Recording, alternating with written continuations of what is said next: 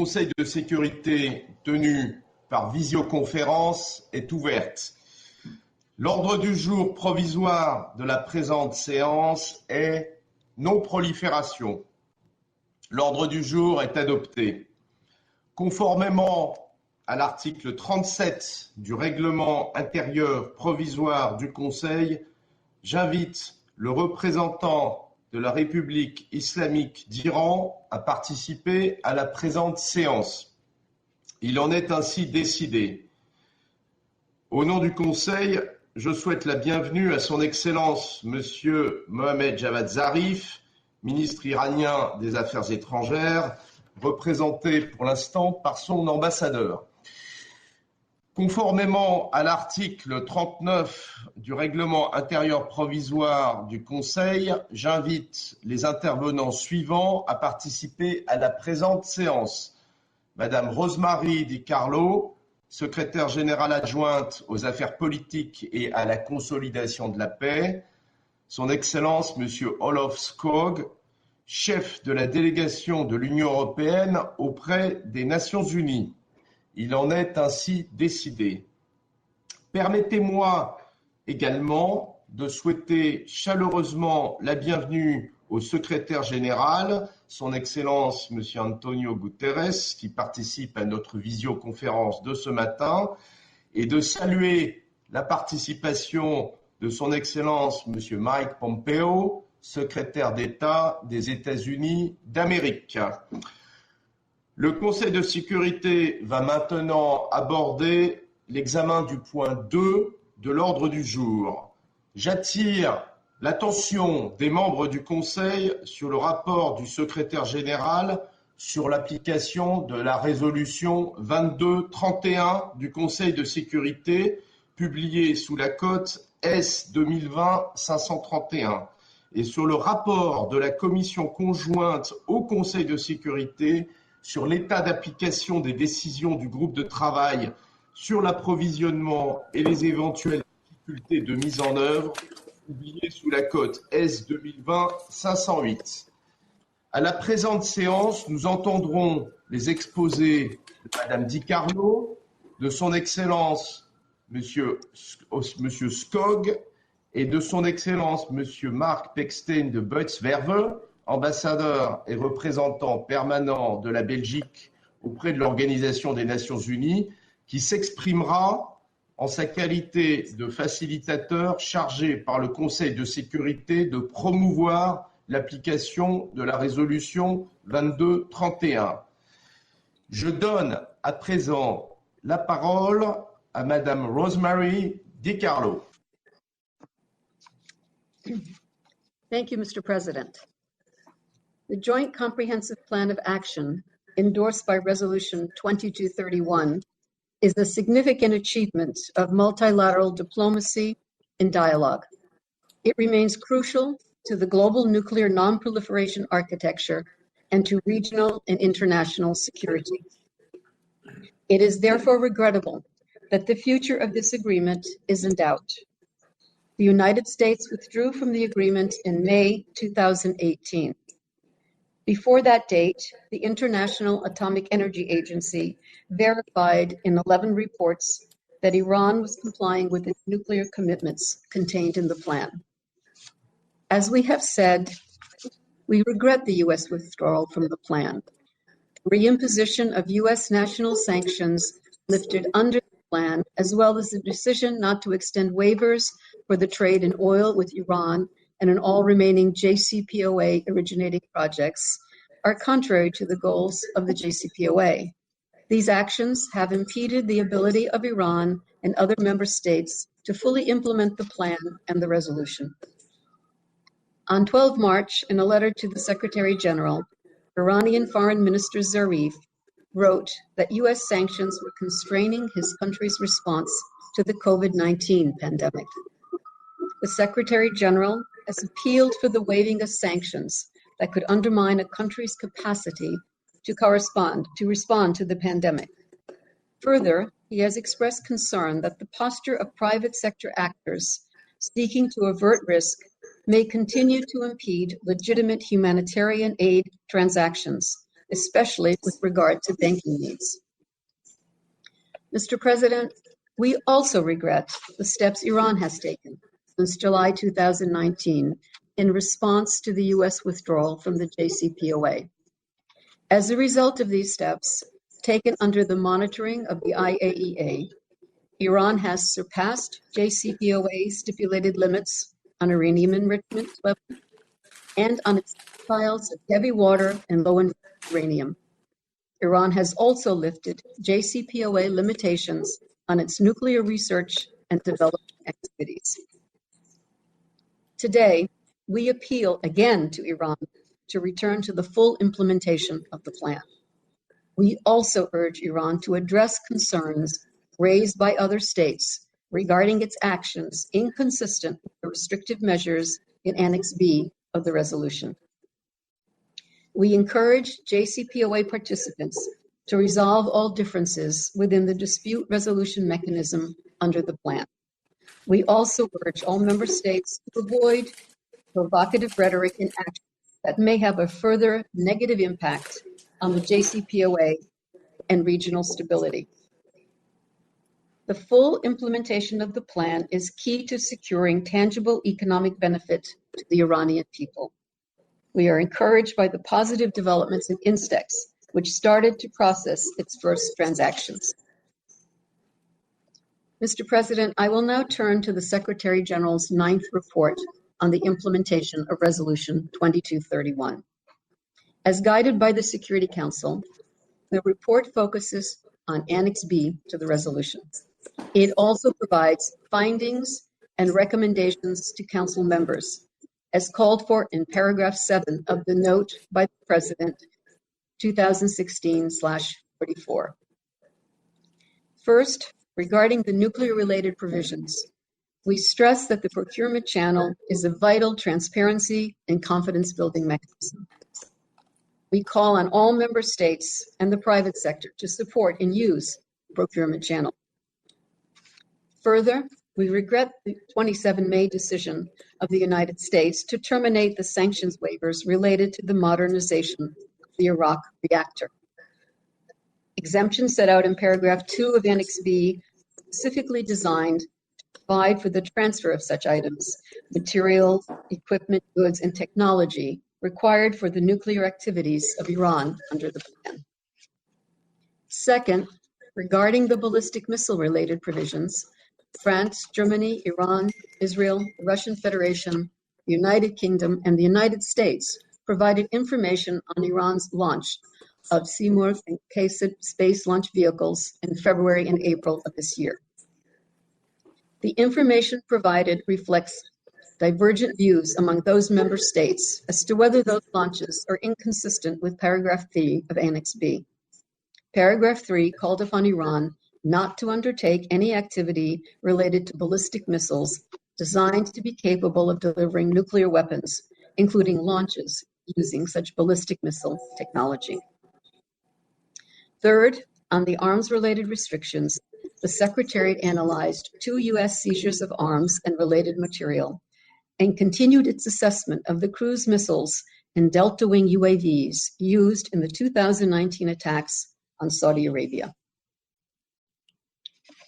Regarding the November 2019 and February 2020 U.S. seizures of arms and related material, the Permanent Mission of the Islamic Republic of Iran informed the Secretariat that, and I quote, the allegedly seized anti-tank guided missiles and thermal optical weapon sites do not conform to the products manufactured by the Islamic Republic of Iran, end quote.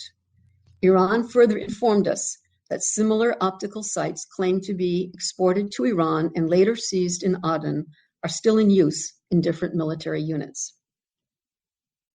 Our findings indicate that the container launch units of the anti-tank guided missiles were of Iranian origin and had post-2016 production dates. We ascertained that the optical weapon sites had been delivered to Iran between February 2016 and April 2018, and observed that the thermal optical weapon sites have design characteristics similar to those also produced by a commercial entity in Iran. We also found that the components associated with the anti-ship missile, the unidentified missile, as well as the cruise missile bore Farsi markings. The transfer of such material from Iran after 16 January 2016 may be inconsistent with Resolution 2231. Let me now turn to the cruise missiles and delta-wing UAVs used in the attacks on Saudi Arabia last year.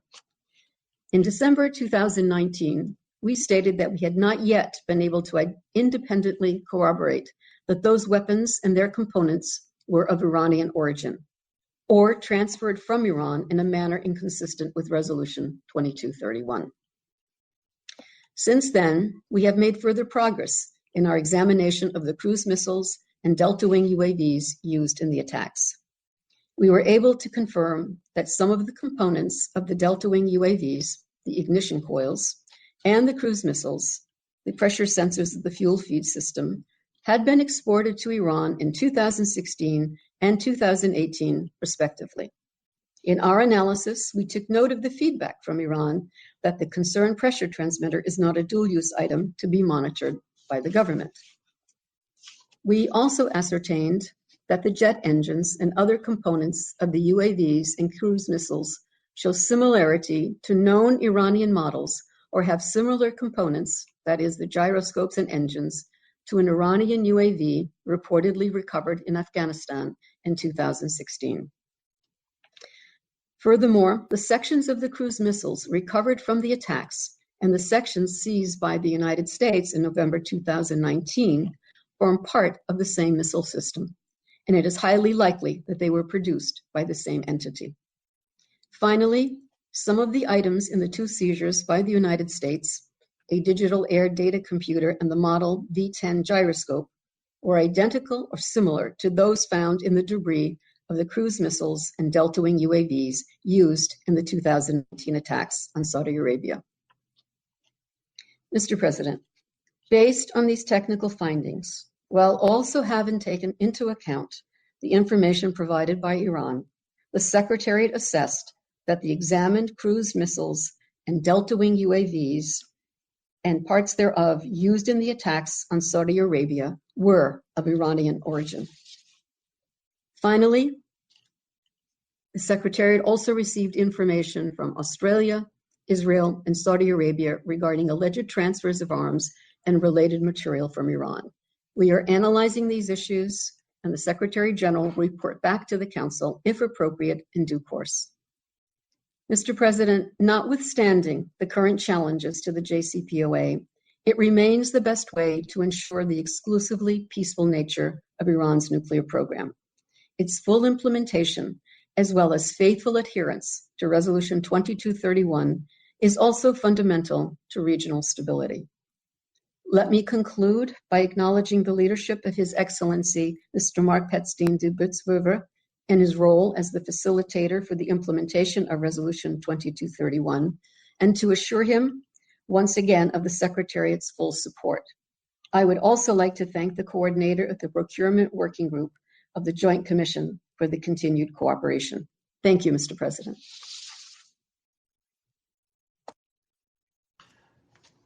Je remercie Madame Di Carlo de son exposé.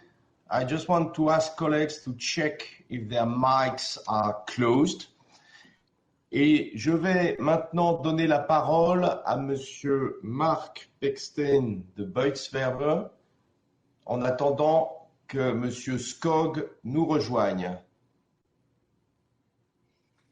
Merci, Monsieur le Président. I'm speaking in my capacity as Security Council Facilitator for the implementation of Resolution 2231. Since having been appointed as facilitator for the implementation of Resolution 2231 in January 2019 for a 2-year period, it has been an honor for me to serve this Council in the exercise of this mandate. While carrying out this task, I've been able to count on the unwavering support of the Secretariat and thank them for their commitment. According to paragraph 3 of the note by the PSC as 2016/44, the facilitator shall brief the other members of the Council on its work and implementation of the resolution every 6 months in parallel with the report submitted by the Secretary General. The report of the facilitator is aimed to be a factual and objective account through which the Security Council is informed of the activities that took place in the 2231 format, in conjunction with the reports of the Secretary General and the Joint Commission. It is an agreed text that reflects the Council's comments and approval, and when submitted to the President of the Security Council, it is a report that reflects consensus by the Council. Unfortunately, I have to inform you that this 9th report of the facilitator has not been approved by all the members of this Council. Informal consultations with the members concerned were held exhaustively with a view to reaching a consensus, but with no avail. I would like to take this opportunity to thank the members for their written comments and their active contributions. So, in lieu of having no report at this point of time, I would like to brief you on some of the key highlights of the activities of the 2231 format that took place during the 6-month reporting period. That is from 17 December 2019 to 23 June 2020. First, the Security Council in the 2231 format held 2 informal meetings via a closed video teleconference. First, a meeting on 13 May 2020 to discuss the 22 April 2020 space satellite launch by the Islamic Republic of Iran. And then a meeting on 22 June to discuss the findings and recommendations contained in the 9th report of the Secretary General on Resolution 2231 prior to its public release.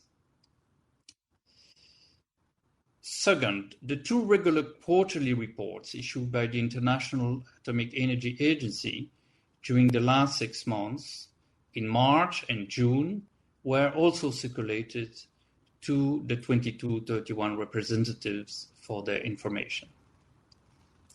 Third, I would like to thank member states who sent official communications, either addressed to the President of the Security Council, the Secretary General, and or to myself, which were circulated within the 2231 format during this 6 months period. There was a total of 21 letters from 9 member states circulated. These letters reflect the state of deliberations amongst the parties on the main topics at stake in relation with the implementation of Resolution 2231. I deeply regret that I'm not in a position to present a written overview of this contribution central to our debate. Lastly, I note that there were 4 proposals submitted to the Security Council for approval through the procurement channel during the last 6 months. In conclusion, Mr. President, let me simply join with the other bodies responsible for the implementation of Resolution 2231, the Secretary General, the Joint Commission, and the IAEA, in strongly regretting the deterioration of the current context, which affects compliance with Resolution 2231 and the Joint Comprehensive Plan of Action. I would like to end my briefing by reiterating paragraph 2 of Resolution 2231, which calls upon, and I quote, all member states, regional organizations, and regional organizations and international organizations to take such actions as may be appropriate to support the implementation of JCPOA, including by refraining from actions that undermine implementation of commitments under JCPOA. I thank you. Je remercie Monsieur Mark Pechstein de Butzwerve pour sa déclaration et je donne à présent la parole à son Excellence Monsieur Olof Skog.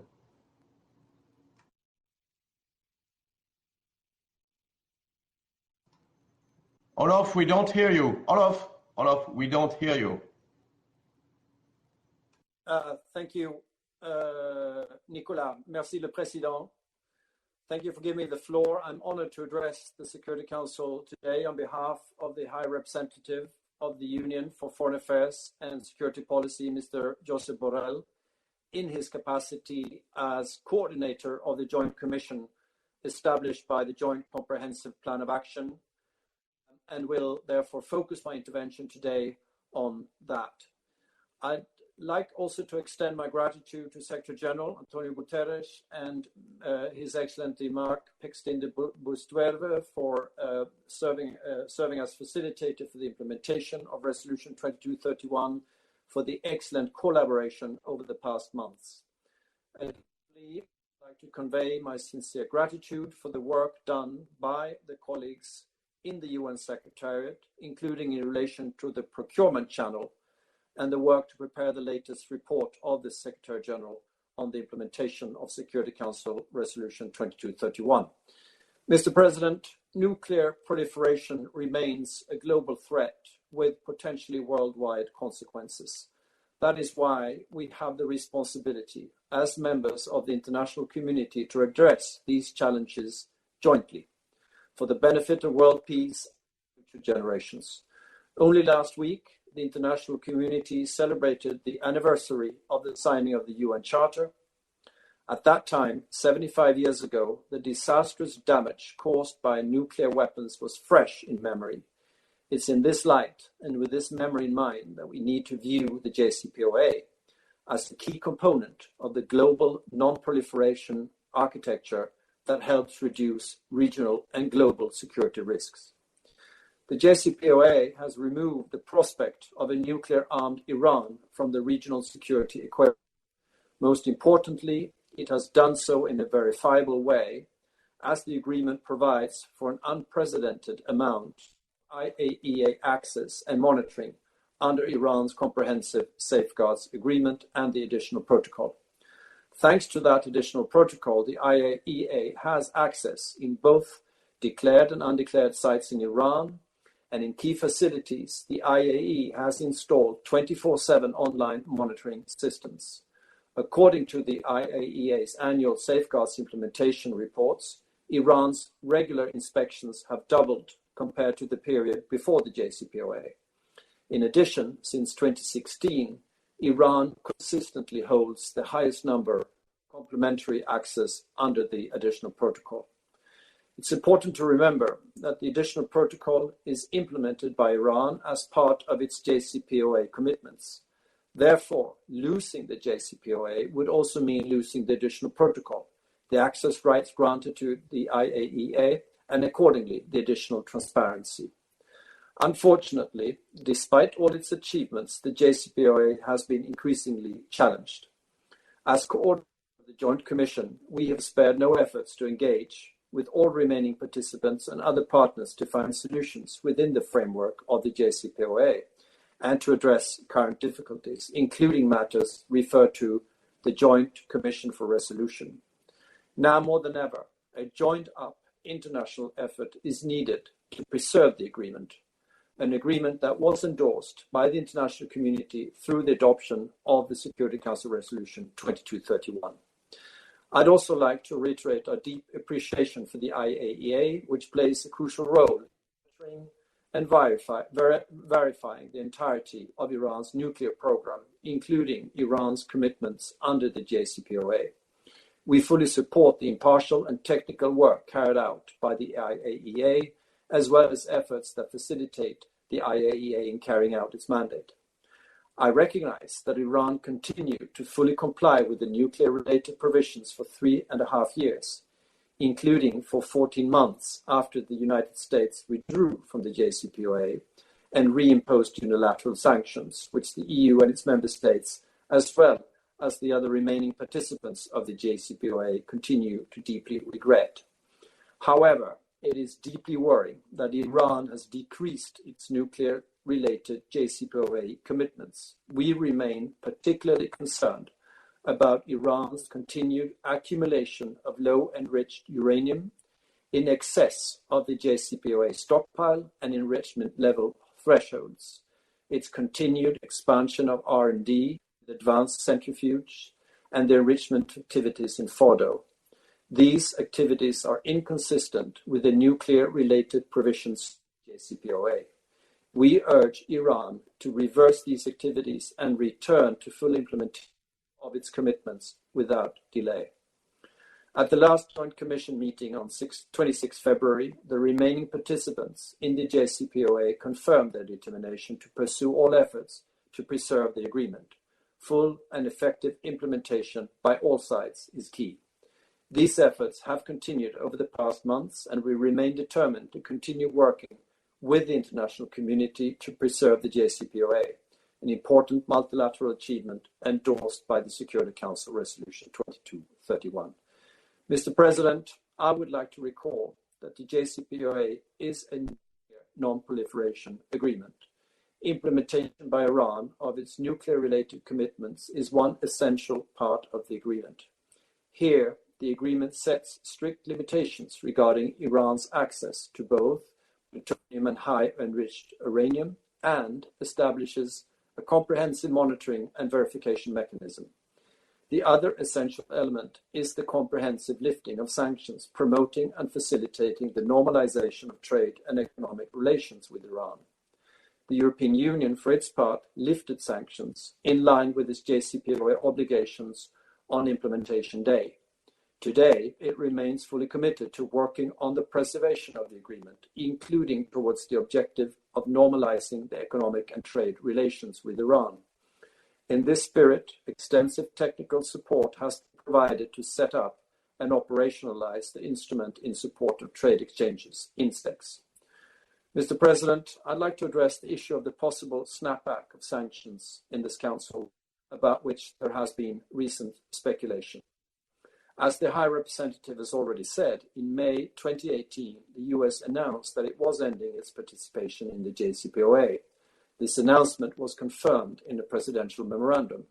Since then, the US has not participated in any meetings or activities within the framework of the agreement. I'll turn now to the procurement channel, which was established under Annex 4 of the JCPOA. The procurement channel remains a unique non-proliferation, transparency, and confidence-building instrument. It is a key mechanism to prevent the misuse of nuclear or dual-use items, to ensure that exports of such items are consistent with the JCPOA. We recognize the challenges brought about by the US withdrawal from the JCPOA and the reimposition of sanctions.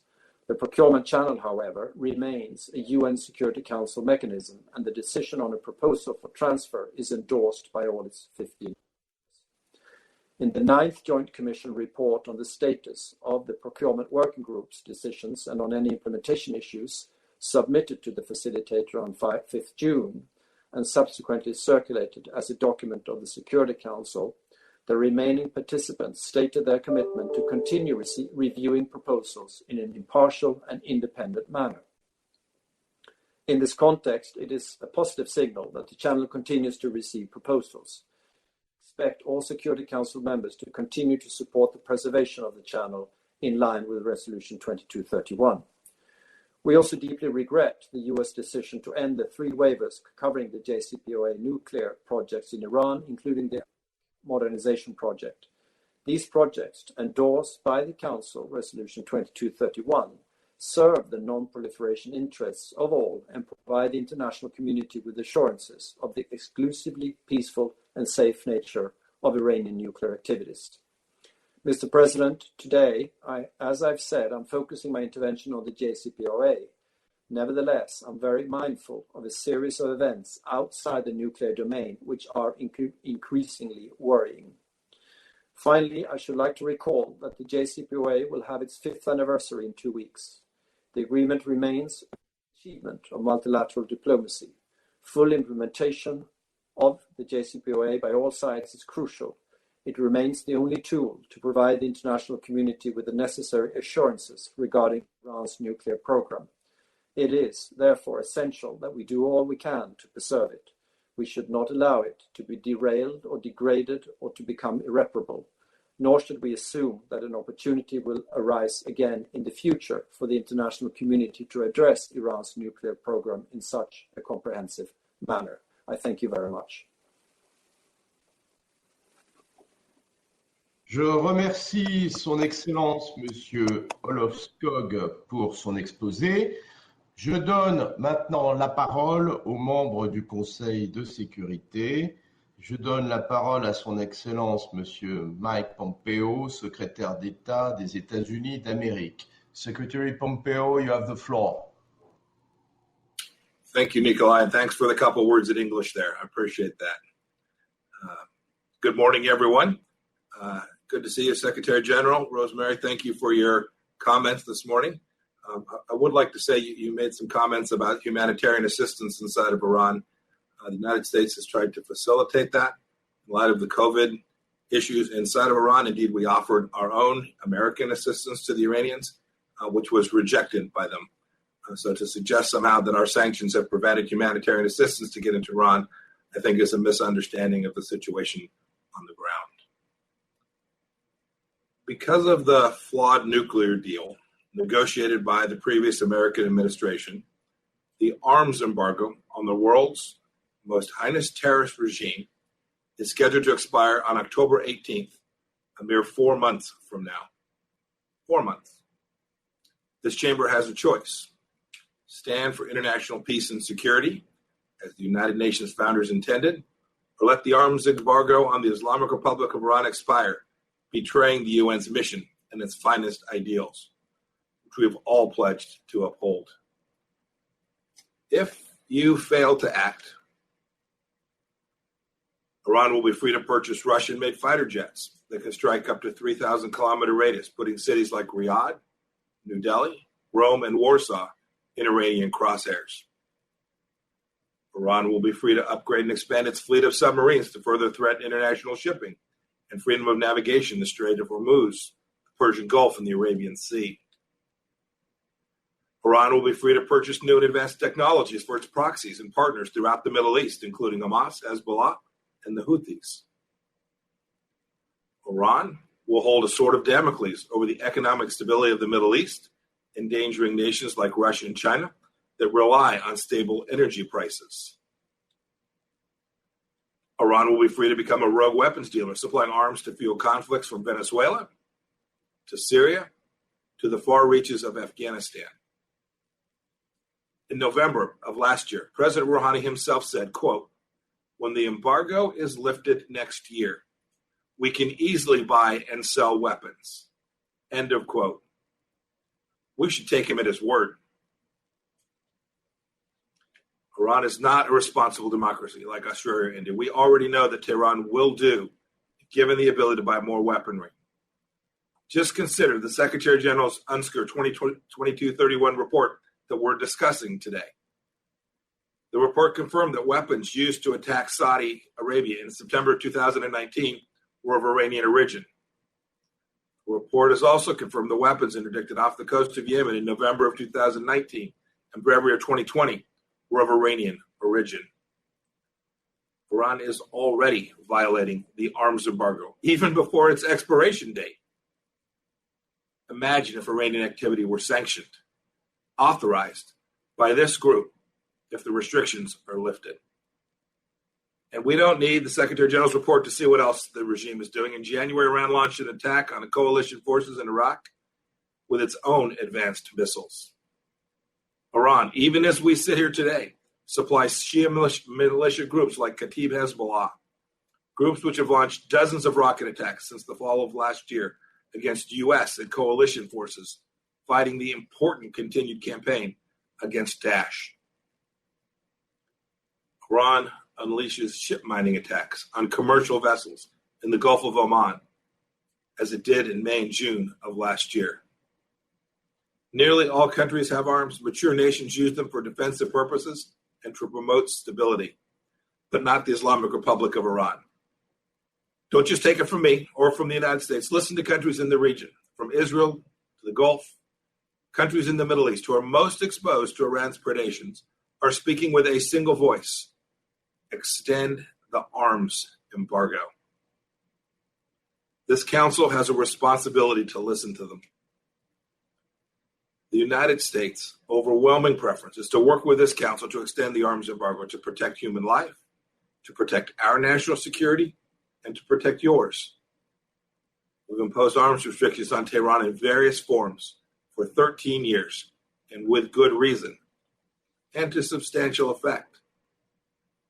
When we unanimously adopted UN Security Council Resolution 1747 back in 2007, which, among other actions, prohibited arms transfers from Iran, the United Kingdom's representative to the Council said, quote, "The path of proliferation by Iran is not one that the international community can accept," end of quote. Welcome that statement from the United Kingdom, from France and Germany, recently recognizing that lifting the embargo would have major implications for regional security and stability. I also welcome the support of almost 400 members of the United States Congress. For those of you not tracking, there's only 435. Those almost 400 members supported my diplomacy to extend this arms embargo. Our concern is a matter of national security, not partisan politics. We saw from Iran's actions while implementing the JCPOA that the regime doesn't moderate when we lift sanctions or weaken accountability. In fact, it does just the opposite. While still claiming to remain in the deal, Iran, by its own admission, and as confirmed by the IAEA, is showing no signs of slowing its destabilizing nuclear escalation. Iran is also accumulating dangerous knowledge. For example, late last year, Iran announced that its scientists were working on a new centrifuge, the IR-9, that would allow Tehran to enrich uranium up to 50 times faster than the IR-1 centrifuges allowed under the JCPOA. Even as Iran pursues research that could threaten its breakout time to a nuclear weapon, it's also denied IAEA inspections access to locations Iran is obligated to provide. This council cannot simply hope that Iran acts in good faith given its indisputable fact pattern. The council must hold Iran accountable, and we all have the chance to do so. I'll close with this. I'll close with an appeal to our greater purpose. Article 1 of the UN Charter says the purpose of the UN is to take effective collective measures for the prevention and removal of threats to peace. Consider the overwhelming evidence that I've detailed today. It's a fraction of the evidence available. If Iran isn't a threat to peace that demands a collective measure, I do not know what is. The Council must reject extortion diplomacy. President Rouhani recently declared, quote, "Iran will give a crushing response if the arms embargo on Tehran is extended," end of quote. Given the Iranian regime's history of resorting to terrorism and violence, perhaps we should take this threat seriously. Iran's foreign minister will speak today. I hope he'll tell us whom he intends to crush and how he will crush them. Renewing the embargo will exert more pressure on Tehran to start behaving like a normal nation. The world needs this to happen. The long-suffering Iranian people need this to happen. 75 years ago, the founders of the UN came together after the devastation of World War II to ensure that the world would never again have to face such horrors. Let's not shrink from the challenge before us simply because the path ahead seems hard. Let's uphold the mission of this body to address the threats to international peace and security that the Islamic Republic of Iran presents. And let's take real action in the name of this council by extending the arms embargo. Thank you all for allowing me to be here today. Je remercie Son Excellence, M. Pompeo, de sa déclaration et je donne maintenant la parole au représentant de la Belgique. Merci, Monsieur le Président. I'm going to speak now in my national capacity. And let me start by welcoming the presence of the Secretary of State, Pompeo. Mr. President, as Mrs. Di Carlo has just pointed out, the Joint Comprehensive Plan of Action is an important achievement of effective multilateralism. It is the result of 12 years of intense activity based on dialogue and diplomatic pressure. Belgium is joining forces with its European partners to defend it with conviction. The JCPOA is our best guarantee to ensure the exclusively peaceful nature of Iran's nuclear program. However, in order to succeed, all parties need to implement its provisions in full and maintain the spirit of cooperation. Belgium, like the Secretary General and the majority of the members of this Council, regrets the withdrawal of the United States from the plan. My country also regrets the reimposition of US unilateral sanctions and their side effects, as well as the recent decision not to extend nuclear waivers. These sanctions prevent not only Iran, but also the other member states of the United Nations from implementing their commitments under Resolution 2231, resolution which was approved by all the members of this Council and supported by a large majority of the international community. Together with other European countries, Belgium has adhered to INSTEX in 2019 in order to uphold the economic benefits which form part of the JCPOA. Belgium regrets the increasing non-compliance by Iran of its commitments under the plan. Like our European partners, we reject any less for less approach. We call on Iran to return to full compliance with the JCPOA as soon as possible in order to prevent irreparable damage. We support the effort of France, Germany, and the UK to resolve the outstanding issues in the framework of the dispute resolution mechanism under the plan. Belgium continues to support the professional, objective, independent, and impartial work of the IAEA. It commends the agency's efforts to maintain monitoring and verification activities in Iran, despite the challenges, including those posed by the COVID-19 crisis. Mr. President, Belgium is concerned at Iran's continued ballistic activities and calls on Iran to comply with all provisions of Resolution 2231, including those listed in Annex B. Belgium is also worried by the assessments presented in the Secretary General report, as we just heard, that point to the Iranian origin of, first, transfers of conventional arms seized in the territorial Sea of Yemen, and second, of parts of the cruise missiles and the drones used in the attacks on Saudi Arabia last year. These activities reinforce mistrust and only contribute to the exacerbation of tensions in the region. It is clear that issues discussed today cannot be addressed in isolation from the regional dynamics at play. If we want long-lasting peace and security in the region, we must focus our attention on the broader regional context. The region urgently needs confidence-building measures between stakeholders and must work in good faith to solve its protracted conflicts. These regional concerns must be resolved by a proactive dialogue and by negotiations with all actors in the region.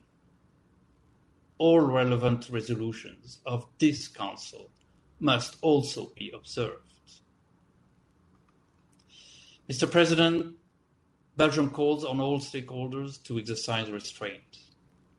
Undermining the Joint Comprehensive Plan of Action will not put us in a better position to discuss regional issues, nor will it provide us with a solution to the proliferation risks. Our priority as members of the Council should therefore be to preserve the Joint Comprehensive Plan of Action and to make it work. I thank you. Je remercie le représentant de la Belgique pour sa déclaration et je donne à présent la parole au représentant de la République dominicaine. Thank you, Mr. President. First, we salute the participation of the Secretary General in the discussion of this important matter. We welcome the presence of Secretary Pompeo and take this opportunity to also thank the speakers for their comprehensive briefing this morning, as well for their leadership. The Dominican Republic reiterates its firm support to the full and effective implementation of the JCPOA as a successful result of multilateral diplomacy and a great achievement of the non-proliferation architecture. We highlight the praiseworthy work of the IAEA in verifying and guaranteeing the peaceful uses of nuclear energy through its strict monitoring and verification systems. In addition, we recognize the determination and commitments shown by the parties to the full implementation of the agreement and efforts to preserve it, particularly those of the European states in fostering commercial activities with Iran with a view to guaranteeing that it receives the economic benefits as agreed, and further alleviate the economic restrictions of the unilateral sanctions through the utilization of the INSTEX financial mechanism.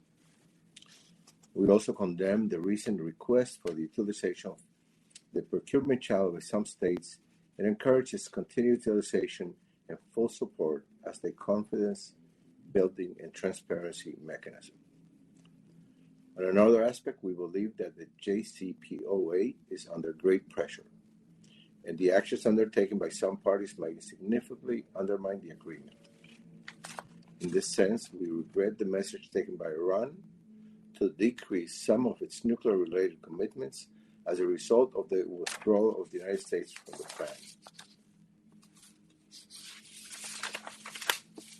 For the continued success of the JCPOA, it is fundamental to ensure full compliance of the provisions outlined in the agreement and in Security Council Resolution 2231 by Iran and other state parties to the plan. Therefore, we call on Iran to restore its full compliance in an irreversible manner. Moreover, we observe with concern the findings of the investigation carried out by the Secretariat on the attacks to oil facilities and to an international airport in Saudi Arabia last year, which concluded that the attacks were performed with cruise missiles of Iranian origin, as well as the investigation on the seized arms and components by the United States on the way to Yemen, which were also assessed to be Iranian origin and constitute a clear contravention to Resolution 2231. We reiterate our call on Iran to refrain from any destabilizing activity in the region, to avoid incurring in arms-related activities inconsistent with Resolution 2231, and from any action that can undermine the JCPOA. The JCPOA is the only instrument that guarantees the peaceful nature of Iran's nuclear program and consequently plays an important role in safeguarding the stability in the Middle East. Thus, it is imperative that parties to the agreement and the international community take the necessary measures to preserve it and ensure its full implementation, including through fostering avenues of dialogue and cooperation. To conclude, we would like to congratulate France for the excellent way in which they have presided over the Council during the month of June, and wish all the best to Germany as upcoming President of the Council for the month of July. I thank you. Je remercie le représentant de la République dominicaine et je donne à présent la parole au représentant de la Tunisie. Merci beaucoup, Monsieur le Président. I would like to thank Mr. Rosemary Di Carlo, USG, Ambassador Olaf Skoog, Ambassador Mark, Permanent Representative of Belgium, and Facilitator for the implementation of Resolution 2231 for their detailed briefings. I would like also to extend a warm welcome to the Permanent Representative of the Islamic Republic of Iran. Mr. President, Tunisia shares the view that the Joint Comprehensive Plan of Action is an important addition to the global non-proliferation architecture and reiterates its call for the full and effective implementation of this agreement and of the Resolution 2231 by all parties. We believe indeed that it is of crucial importance for the security and stability of the Middle East to be able to continue to guarantee the status of Iran as a non-nuclear weapon state. In this regard, we note that Iran has emphasized on different occasions that all non-compliance measures it has taken are reversible and will continue to be subject to the monitoring and verification of the International Atomic Energy Agency. We call on Iran to fully cooperate with the AIEA and to continue to apply on a voluntary basis pending its ratification the additional protocol to its safeguards agreement. Mr. President, Tunisia takes note of the continuing differences of interpretation regarding the implementation of the provision of Annex B of Resolution 2231, in particular with regard to ballistic missile-related activities. We understand that these provisions were designed to improve transparency and create an atmosphere conducive to the full implementation of the plan, and we urge all concerned parties to engage in a constructive dialogue to solve those differences. In the meantime, we encourage Iran to refrain from any activities that can deepen mistrust and exacerbate tension in the region, tension that have already reached an extremely dangerous level. In this regard, we are particularly concerned by the conclusion in the Secretary General's latest report on the implementation of Security Council Resolution 2231 that cruise missiles, parts thereof used in the attacks perpetrated against Saudi Arabia in 2019, are of Iranian origin. We reiterate our condemnation of these attacks and call all parties to avoid any action that could further aggravate the situation. Lastly, Mr. President, I would like to recall the conference on the of Middle East zone free of nuclear weapons and other weapons of mass destruction that held its first session in November 2019, and to which all Arab countries and in Iran participated constructively. This conference, decided by the General Assembly, should convene every year at the UN headquarters until it concludes the elaboration of a legally binding treaty establishing the Middle East zone. Notwithstanding the difference of views expressed during the process that led to the decision to convene the conference, we believe that it can become a very useful platform for regular dialogue and confidence building between concerned countries on all issues of non-proliferation, disarmament, and regional security, and help reduce significantly the tensions in the region. We therefore hope that all invited parties will be in a position to participate in the next session of the conference. I thank you. Je remercie le représentant de la Tunisie pour sa déclaration et je donne à présent la parole au représentant de l'Afrique du Sud.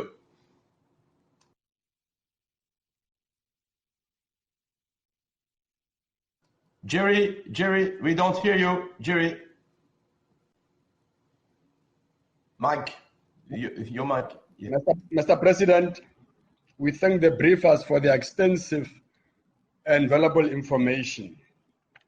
We recognize the presence of the UN Secretary General as well as the participation earlier of Secretary Mike Pompeo and later Prime Minister of Iran. I continues to welcome the JCPOA as one of the most important diplomatic achievements in the area of nuclear non-proliferation since the signing of the Comprehensive Nuclear Test and Treaty. The JCPOA remains an example of global cooperation to address challenges that affect all of us. In this regard, we call all member states and parties to the JCPOA and the entire Security Council members to uphold and implement Resolution 2231/2015, which is essential for the Council fulfillment of its mandate to maintain international peace and security. Mr. President, we believe as South Africa, the Security Council should act responsibly and desist from any divisive actions that could provoke non-compliance with the Council's resolution, as this will undermine the credibility of the Council in fulfilling its central mandate. South Africa, therefore, Mr. President, urges Iran to fully implement its obligations under JCPOA in order to preserve its prospect for success. South Africa remains regretful about the withdrawal of the United States from the JCPOA and its reimpositions of unilateral sanctions measures on Iran. The United States must reconsider its stance in that regard, as its actions undermine understanding that had been previously reached by the entire Security Council. We also regret the decisions by the USA not to renew waivers for nuclear non-proliferation projects in the framework of JCPOA. It is our view as South Africa that the decisions by the US will inadvertently affect the ability of Iran to fully implement the provisions of the JCPOA and Resolution 2231. It will be important, Mr. President, to recall that the lifting of sanctions, especially on certain non-nuclear related material, was an integral part of the JCPOA. South Africa underscores that the total elimination of nuclear weapons is the only guarantee that they will never be used again by anyone under any circumstances. South Africa reminds the Council that the nuclear disarmament and nuclear non-proliferations are mutually reinforcing processes. Lack of progress on nuclear disarmament will inadvertently affect the gains made on nuclear non-proliferation. The horrors of 1945 should be in our mind as we celebrate the 75th anniversary of the United Nations and the end of very, very devastating war. We in South Africa, that is why we gave up our nuclear weapons and joined the global movement towards a nuclear-free world. Regarding the broader security of the region, South Africa joins others in expressing its concern about the growing tension in the Gulf and its impact on international peace and security. South Africa urges all parties involved to exercise utmost restraint and not allow the situation to get out of hand. This Council must pursue steps to de-escalate rather than escalate tension in the Gulf and support any such efforts undertaken by the region. In this regard, Mr. President, this Council must support initiatives aimed at the restoration of peace and stability, not only in the Gulf, but in the broader Middle East region. Mr. President, we are all consumed by a coronavirus pandemic. Over 5 million people, all of our people worldwide, have been affected by this COVID-19. And over 500,000 have perished. These are our people. These are all our people in all countries, origins of the world. No one is spared. Therefore, Mr. President, let's close ranks and fight this invincible monster together. Now is not the time to quarrel and fight against each other. Solidarity to save humankind and humanity should be the watchword. South Africa is therefore resolute on its support for the continuation of efforts to resolve tensions between all actors in the region and promote dialogue rather than antagonism in order to safeguard gains already made in terms of disarmament and non-proliferation, which are essential for the maintenance of broader international peace and security. I thank you, Mr. President. Je remercie le représentant de l'Afrique du Sud pour sa déclaration et je donne à présent la parole au représentant de la Chine. Thank you, Mr. President. Mr. President, I thank Under-Secretary General DiCarlo, Ambassador Paxton, and Ambassador Sigurd for their briefings.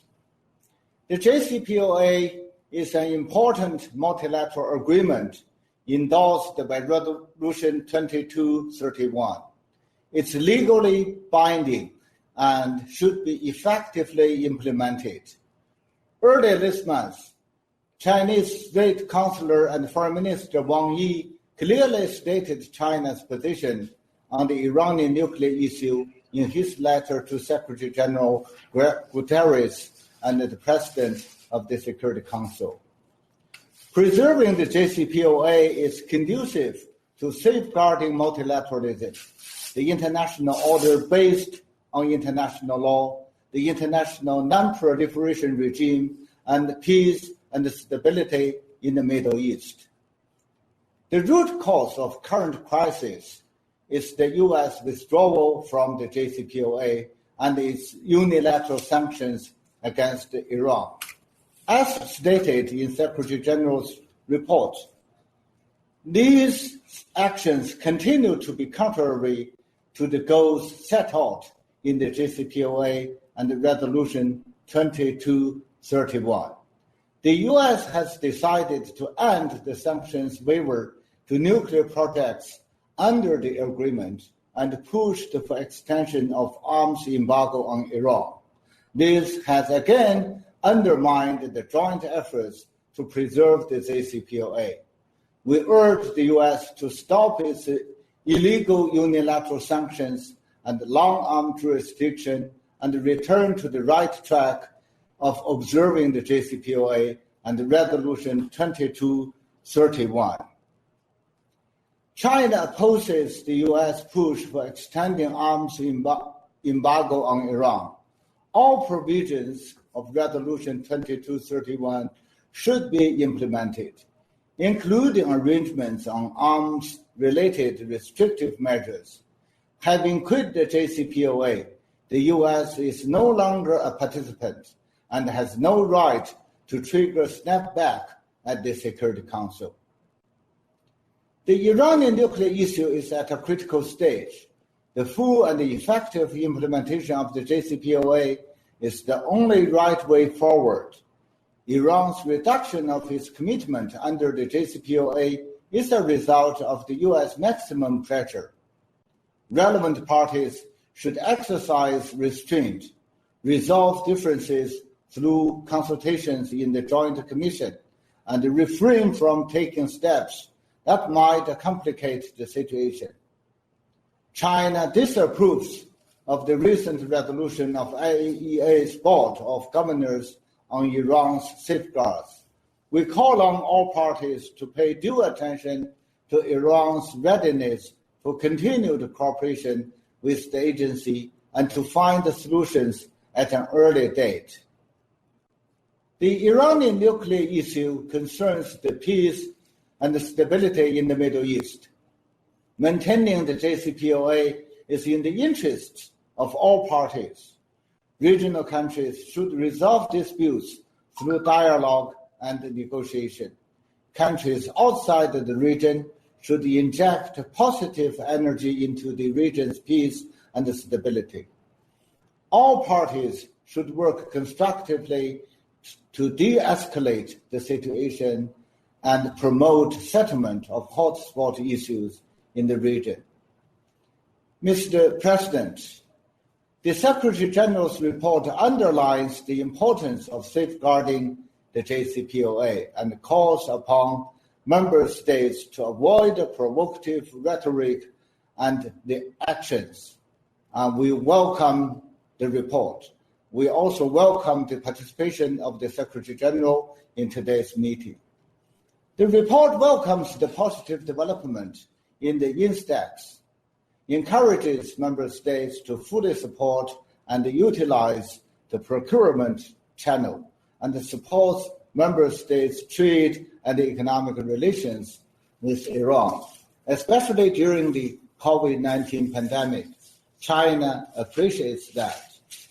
Meanwhile, China agrees with some countries that the report should remain fact-based and reflect the implementation of the resolution in an objective, balanced, and comprehensive manner. The 2231 format is not a sanction mechanism. The Secretariat should act in strict accordance with its mandate and function. The report failed to fully accommodate and reflect the legitimate concerns of Iran. It also made conclusions on issues such as origin of weapons simply based on one-sided information. This is deeply regrettable. China hopes to bring this to the high attention of the Secretariat. China has noticed that some countries expressed concerns over Iran's missile and satellite launch. Iran has clarified the conventional and self-defensive nature of its missile program on many occasions. It's important that all parties accurately interpret the resolution so as to avoid negative impact on the implementation of the JCPOA. Mr. President, since the conclusion of the JCPOA, China has been committed to upholding the authority of the resolution and the efficacy of the JCPOA. China stands ready to work tirelessly with relevant parties to seek political and diplomatic solution to the Iranian nuclear issue. The Security Council should earnestly fulfill its responsibilities and stand with international law, multilateralism, and peace and dialogue. We cannot afford to allow the Iranian nuclear issue to go back to the old track of pressure and confrontation. I thank you, Mr. President. Je remercie le représentant de la Chine pour sa déclaration et je donne à présent la parole au représentant de l'Allemagne. Merci, Monsieur le Président. Our friend from the Dominican Republic, Jose, in his intervention reminded us that from tomorrow onwards, Germany will have the presidency of the UN Security Council. Germany at the same time will start his presidency of the European Union. Both are very important for us. They are kind of the cornerstones of our post-Second World War policy. Why is this? Because for both organizations, the foundation is the rule of law, rules-based international order. For us, the Charter of the UN, the Universal Declaration of Human Rights are key for our policy. So when I talk a bit about the rule of law today, it has to do with this very foundation of German foreign policy. And I take the occasion of the presence of the Iranian foreign minister to talk about the rule of law and to talk about Iran. Unfortunately, Iran is violating the very basis of what we are discussing here at the UN, the Charter, the Universal Declaration of Human Rights. The human rights situation in Iran is appalling. human rights activists are pursued, there are political prisoners, there is no press freedom, no right of assembly, there is aggressive foreign policy meddling in the region. And Iran does not only not recognize Israel, but it displays missiles written on it, "Death to Israel." This is all very appalling. Now, with regard to the rule of law, I come to the 22 to 2231. This is a part of this rule of law that is very important, and we believe the 2231 resolution is one of the most important ones that we have. And I'd like to thank the Secretary General and his team for the thorough investigation which found out the developments that are contrary and inconsistent with 2231.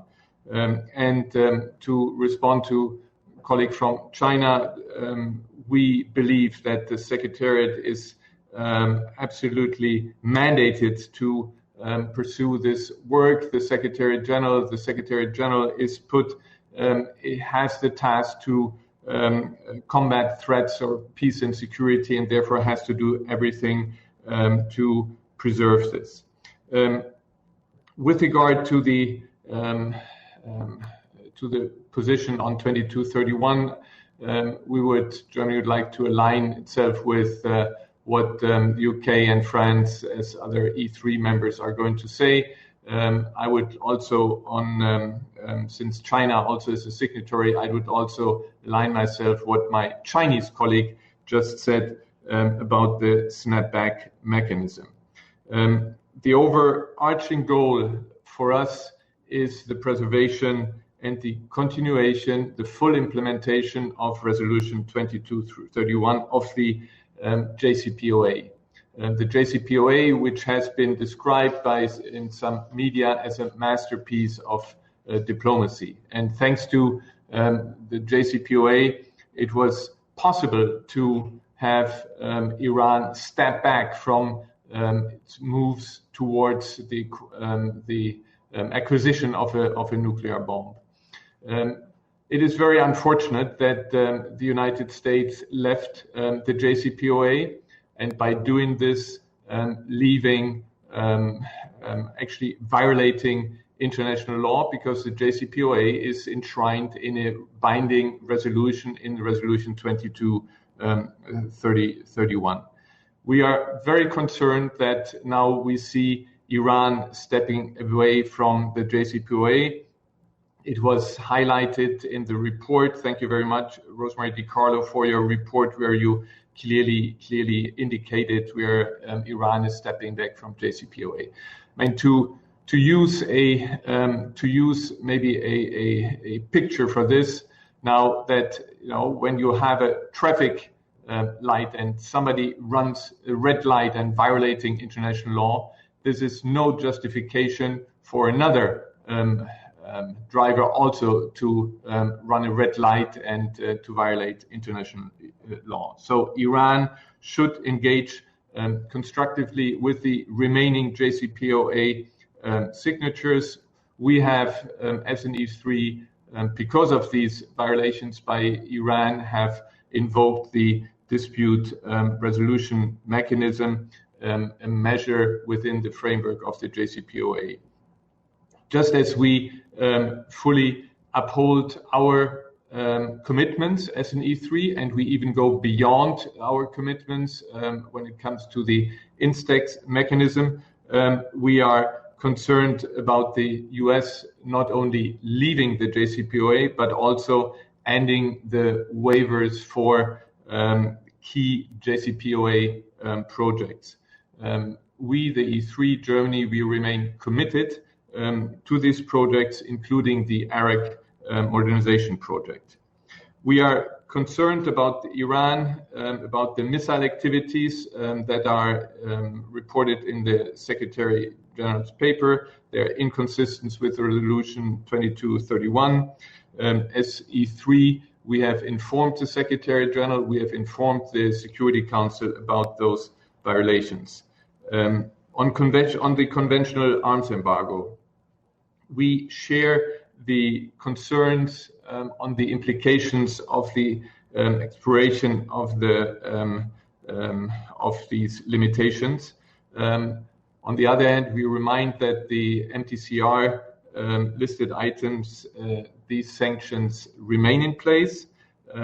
Also that the transfers of arms by Iran to non-state actors will remain prohibited according to other UN Security Council resolutions.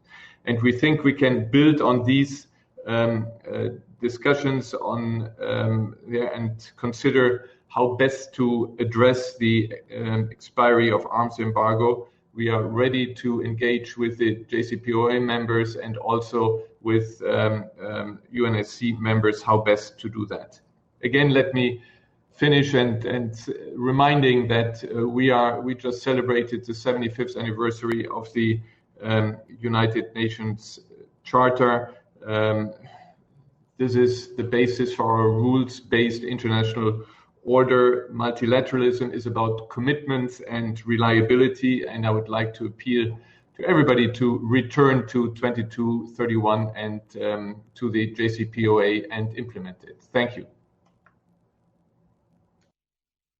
Je remercie le représentant de l'Allemagne pour sa déclaration et je donne à présent la parole au représentant du Royaume-Uni. Thank you, Mr. President, and may I also thank Rosemary DiCarlo for her briefing today, and of course welcome Olaf Skog, Secretary Pompeo and Foreign Minister Zarif to the Council today. It's also good to see the Secretary General here. Mr. President, the United Kingdom welcomes the Secretary General's 9th report on the implementation of UNSCR 2231. We offer our thanks to the Secretariat for their continued professionalism and the support they provide to the Secretary General in enabling the production of this report. The Secretary General and his team are fully mandated to thoroughly investigate and report on activities which are contrary to or inconsistent with Resolution 2231.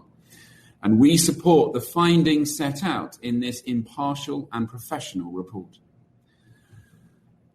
Mr. President, together with our French and German colleagues, and I take this opportunity to align myself with the statement of our German representative, and I am sure to align myself with the statement that you will be making later, Mr. President, the United Kingdom has frequently restated our full commitment to the JCPOA in line with our collective security interests, which include upholding the nuclear non-proliferation regime and preventing Iran from developing a nuclear weapon. We have also frequently stated our unequivocal regret and concern at the United States' decision to leave the JCPOA and to reimpose sanctions on Iran. We understand the continued impact this has had in Iran and on the Iranian people. Since May 2018, we have worked tirelessly to preserve the JCPOA. We have fully upheld our commitments, and we have gone beyond our obligations to develop Instex, which is operational and facilitating transactions. Mr. President, the United Kingdom deeply regrets that since 2019, Iran has taken nuclear measures contrary to its commitments under the JCPOA. These measures seriously undermine the non-proliferation benefits of the agreement. This is the reason that the E3 initiated the JCPOA's dispute resolution mechanism on the 14th of January, as one of the last tools under the agreement to find a diplomatic way forward and bring Iran back into compliance with the deal. Mr. President, 2020 has seen a continuation of Iran's destabilizing activity around the Middle East, including activities which are inconsistent with UNSCR 2231 and other resolutions. As we have noted previously, Iran's ballistic missile technologies pose a threat to regional security, both in their role as a potential delivery system for weapons of mass destruction, but more immediately in their enabling role as the means of delivery for the increasingly lethal conventional payloads developed by Iran. We are deeply concerned by Iran's development of advanced technologies under the guise of space launch vehicle research and the roles these technologies play in supporting Iran's military ballistic missile program. We reject Iran's claims that the Qased system used in their most recent launch is not a military launch system. In addition to the self-proclaimed role of the Iranian Revolutionary Guard Corps in the launch, Iran's official reports show a transporter erector launcher characteristic of military ballistic missiles and not a static launch stand or gantry of the type normally associated with civilian space launch vehicles. We recognize the high caliber of Iran's scientific community and its desire to participate in the exploration of space and advancement of scientific knowledge, but we encourage Iran to join other multinational space exploration endeavors. Iran must not develop launch systems in contravention of UNSCR 2231. Mr. President, the Secretary General's report clearly details how Iran actively proliferates missile technology throughout the region, including to non-state actors. As well as violating several Council resolutions, these actions are destabilizing for the region and escalate already high tensions. If Iran wants to be a responsible actor, it should stop. We note the findings in the Secretary General's report that materials seized by the United States in December 2019 and February 2020 was consistent with weaponry either manufactured in Iran or found to have been transferred to Iran after 2016. We further note the report's conclusion, achieved through thorough analysis of the wreckage of the attacks, that weaponry used in the Aramco attacks, as well as in the Afif and Abba attacks, were of Iranian origin and were identical in material, structure, and assembly to that Iranian weaponry seized by the United States. The Aramco attack was reckless, destabilizing, and completely unacceptable, affecting more than 5% of the world's oil and gas production. As well as having implications for the world's energy supply, the attack risked undermining efforts to stabilize the region. This attack followed the 2019 attacks on commercial shipping near Fujairah and in the Gulf of Oman on the Yanbu oil pipeline. The United Kingdom has performed thorough assessments and, as we have previously noted, we believe that all these attacks were almost certainly carried out by the Islamic Revolutionary Guard Corps. As I said at the outset, the United Kingdom remains committed to the full implementation of Resolution 2231. But in light of the aforementioned concerns and the detail contained in the Secretary General's report, we believe that the planned lifting of arms restrictions on Iran in October would have major implications for regional security and stability. We are committed to working with JCPOA partners and Security Council members to address these concerns. E3 foreign ministers have stated that unilateral attempts to trigger UN sanctions snapback would be incompatible with our current efforts to preserve the JCPOA. Preservation of the JCPOA will continue to be the guiding principle for the E3 on this agenda.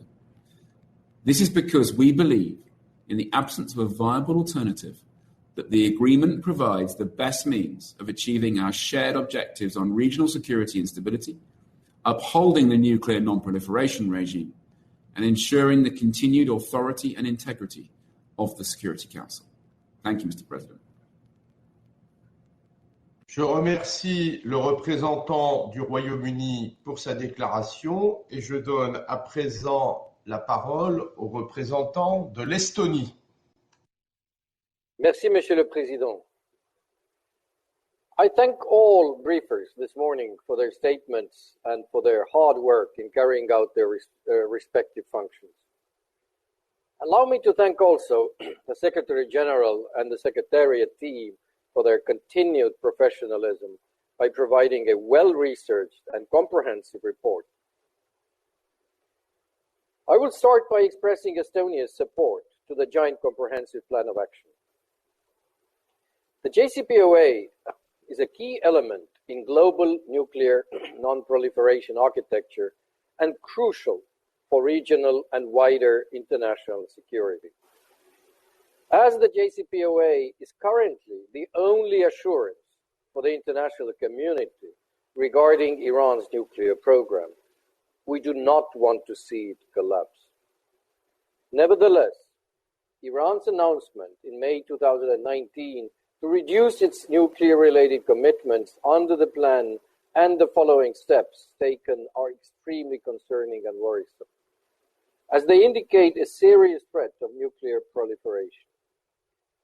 Although we commend that Iran continues to cooperate with the IAEA under the JCPOA, we note with concern Iran's recent lack of cooperation with the agency's investigations under the Safeguards Agreement.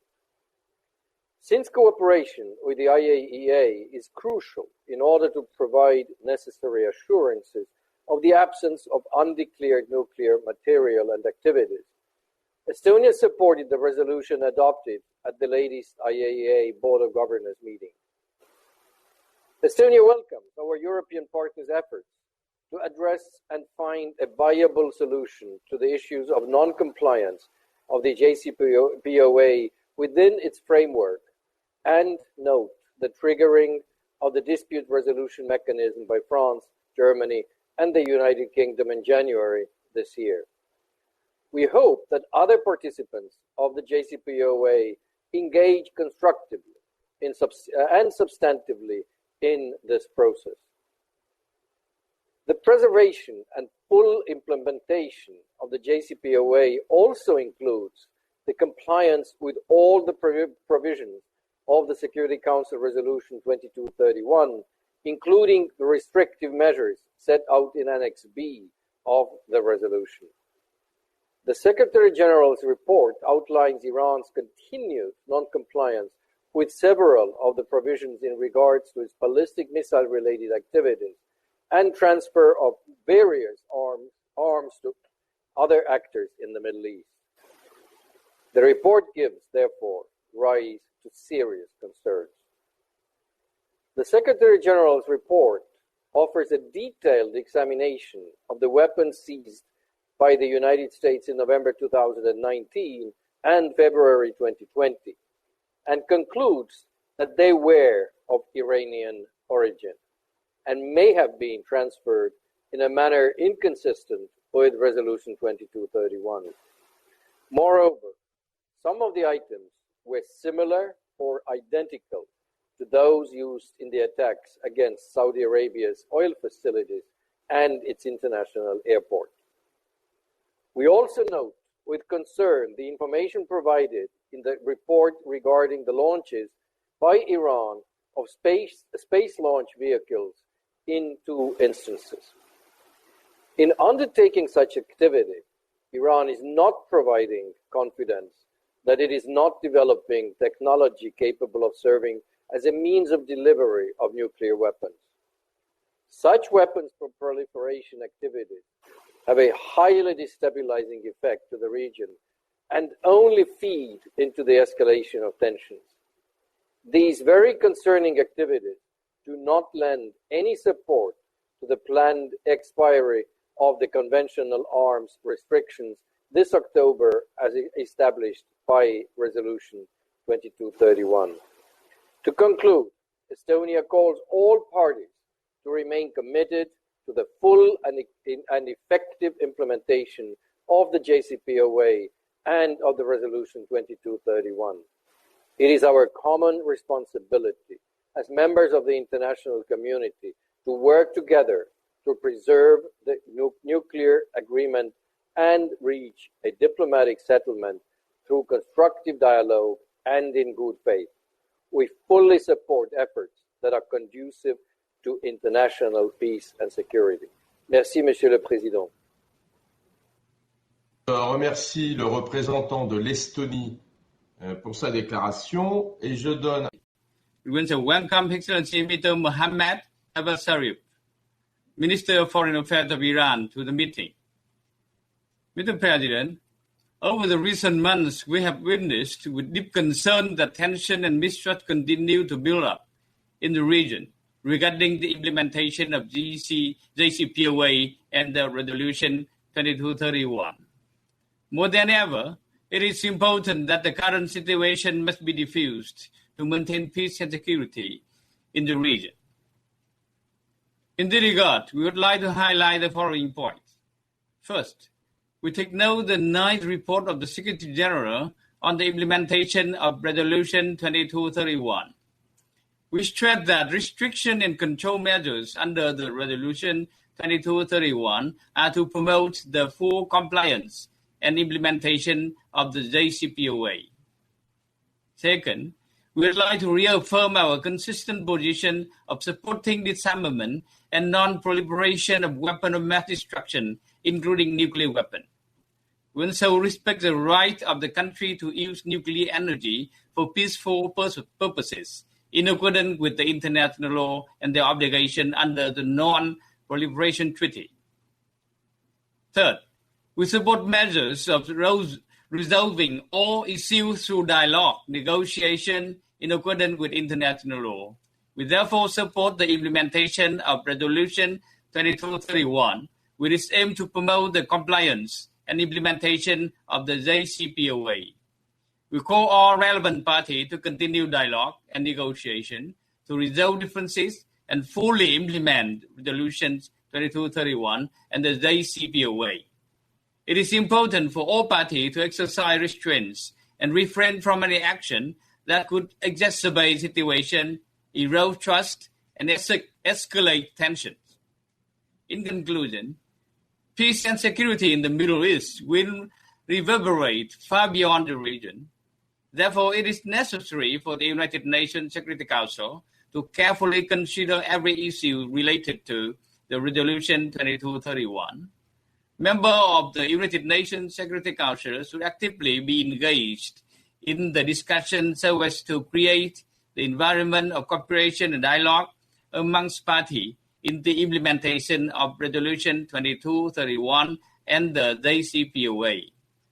It is necessary for all of us to maintain peace, stability, and uphold the international law and obligation for a safe and prosperous world for all. From our part, Vietnam is willing to make positive contribution to this process. And thank you, Mr. President. Je remercie le représentant du Vietnam de sa déclaration et je donne à présent la parole au représentant du Niger. Merci, Monsieur le Président. Monsieur le Président, allow me at the outset to welcome the convening of this briefing for the consideration of the 9th report of the Secretary General on the implementation of Resolution 2231. His presence today is a sign of the interest he attaches to this issue. I would like to thank Ms. Rosemary DiCarlo and the Secretary General for Political and Peace-Building Affairs, Ambassador Mark Pechstein, Permanent Representative of Belgium in his capacity as facilitator, and Mr. Olaf Skog, Head of the Delegation of the European Union in his capacity as Coordinator of the Joint Commission to the Security Council for their briefings. We are honored by the presence of the United States Secretary of State, Mr. Michael Pompeo, and of Mr. Mohammad Javad Zarif, Minister for Foreign Affairs of the Islamic Republic of Iran, and I wish them warm welcome. Mr. President, I wish to reaffirm Niger's commitment to the full implementation of Resolution 2231, which approved in 2015 the Joint Comprehensive Plan of Action JCPOA on the Iranian nuclear program. My delegation has taken note of the conclusions of the 9th report of the Secretary General on the implementation of this resolution and calls on member states and all stakeholders to comply with the obligations they have undertaken. It is indisputable that the action plan, as an expression of the will of the international community supported by the Security Council, is an essential instrument in the fight against nuclear proliferation. In this regard, it must be preserved. That is why we deplore both the withdrawal of the United States from this agreement with its resulting consequences, as well as the measures taken in response to this since 8 May 2019 by the Islamic Republic of Iran to backtrack on certain commitments it has made with regard to the nuclear disarmament within the framework of the plan of action. In this regard, we urge all parties to the agreement to strictly implement its provisions, in terms of both obligations and rights. As it is customary to say, legally formed agreements serve as law for those who made them. Should difficulties arise in the implementation of the provisions of this agreement, recourse should be made to the dispute settlement mechanism provided for in the plan of action. For my country, Niger, while there is no doubt that the Islamic Republic of Iran must respect its obligations under the agreement, in particular by submitting to the control measures of the International Atomic Energy Agency, so as to eliminate any risk of proliferation, there should be no doubt that the international community must lay the foundations for a new relationship with the Islamic Republic of Iran based on mutual trust and respect. Therefore, it is urgent, in accordance with the appeal by the Secretary General of the United Nations, to alleviate on humanitarian grounds all unilateral economic measures which could prevent Iran from mobilizing the means to combat the current COVID-19 pandemic. Mr. President, if the implementation of the JCPOA is to be pursued in good faith, it is no exaggeration to say that the situation currently prevailing in the Persian Gulf region carries within it the seeds of suspicion and mistrust, which make it difficult to establish a climate of trust between states. The worrying prospect of the forthcoming annexation of the occupied Palestinian territories are not, alas, cause for optimism. It could, if nothing is done, and this is indeed the right time to do something, add to the difficulties that concern us today by plunging the entire region into cycles of violence which unforeseeable consequences could have incalculable repercussions for international peace and security. I thank you, Mr. President. Je remercie le représentant du Niger pour sa déclaration et je donne à présent la parole au représentant de la Fédération de Russie. Thank you, Mr. President.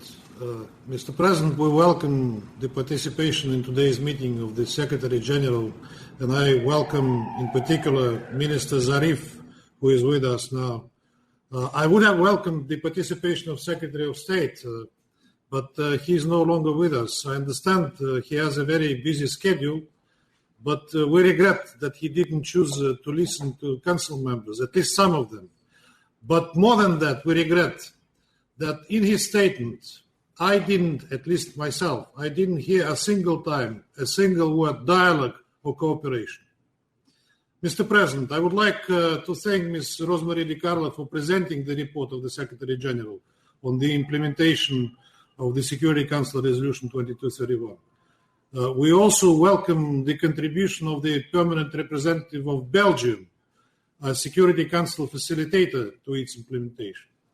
We highly appreciate his efforts to uphold the unity of the Security Council members and to this end negotiate the consensus facilitators report, even though it has not been approved. Mr. President, to our deep regret, the world of multilateralism and order, where the principle pacta sunt servanda used to be respected through centuries, is at a risk. The US policy of unilateral actions disregards both common sense and the opinions of other states. We've been watching with grave concern the policy of maximum pressure on Iran, which is better characterized as a maximum suffocation policy. Iran is being deliberately squeezed from all directions. The task is to achieve regime change or create a situation where Iran literally wouldn't be able to breathe. This is like putting a knee to one's neck. The responsibility of the current crisis belongs to the United States.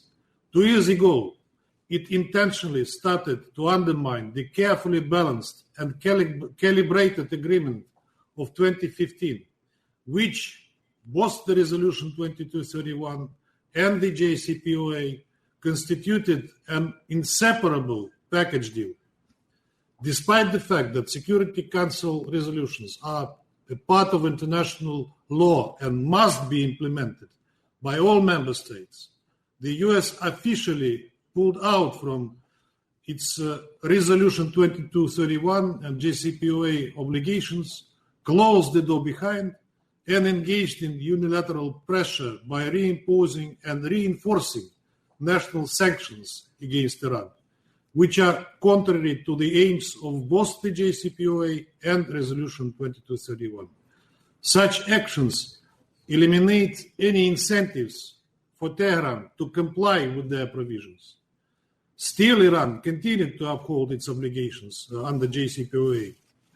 On top of it, the United States, being a major violator, has been threatening other countries with unilateral sanctions for the implementation of Resolution 2231, which, as I said, is not an option, but an obligation of member states.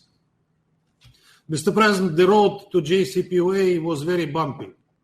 Everybody was making concessions to achieve this carefully calibrated deal, including, first and foremost, Iran itself.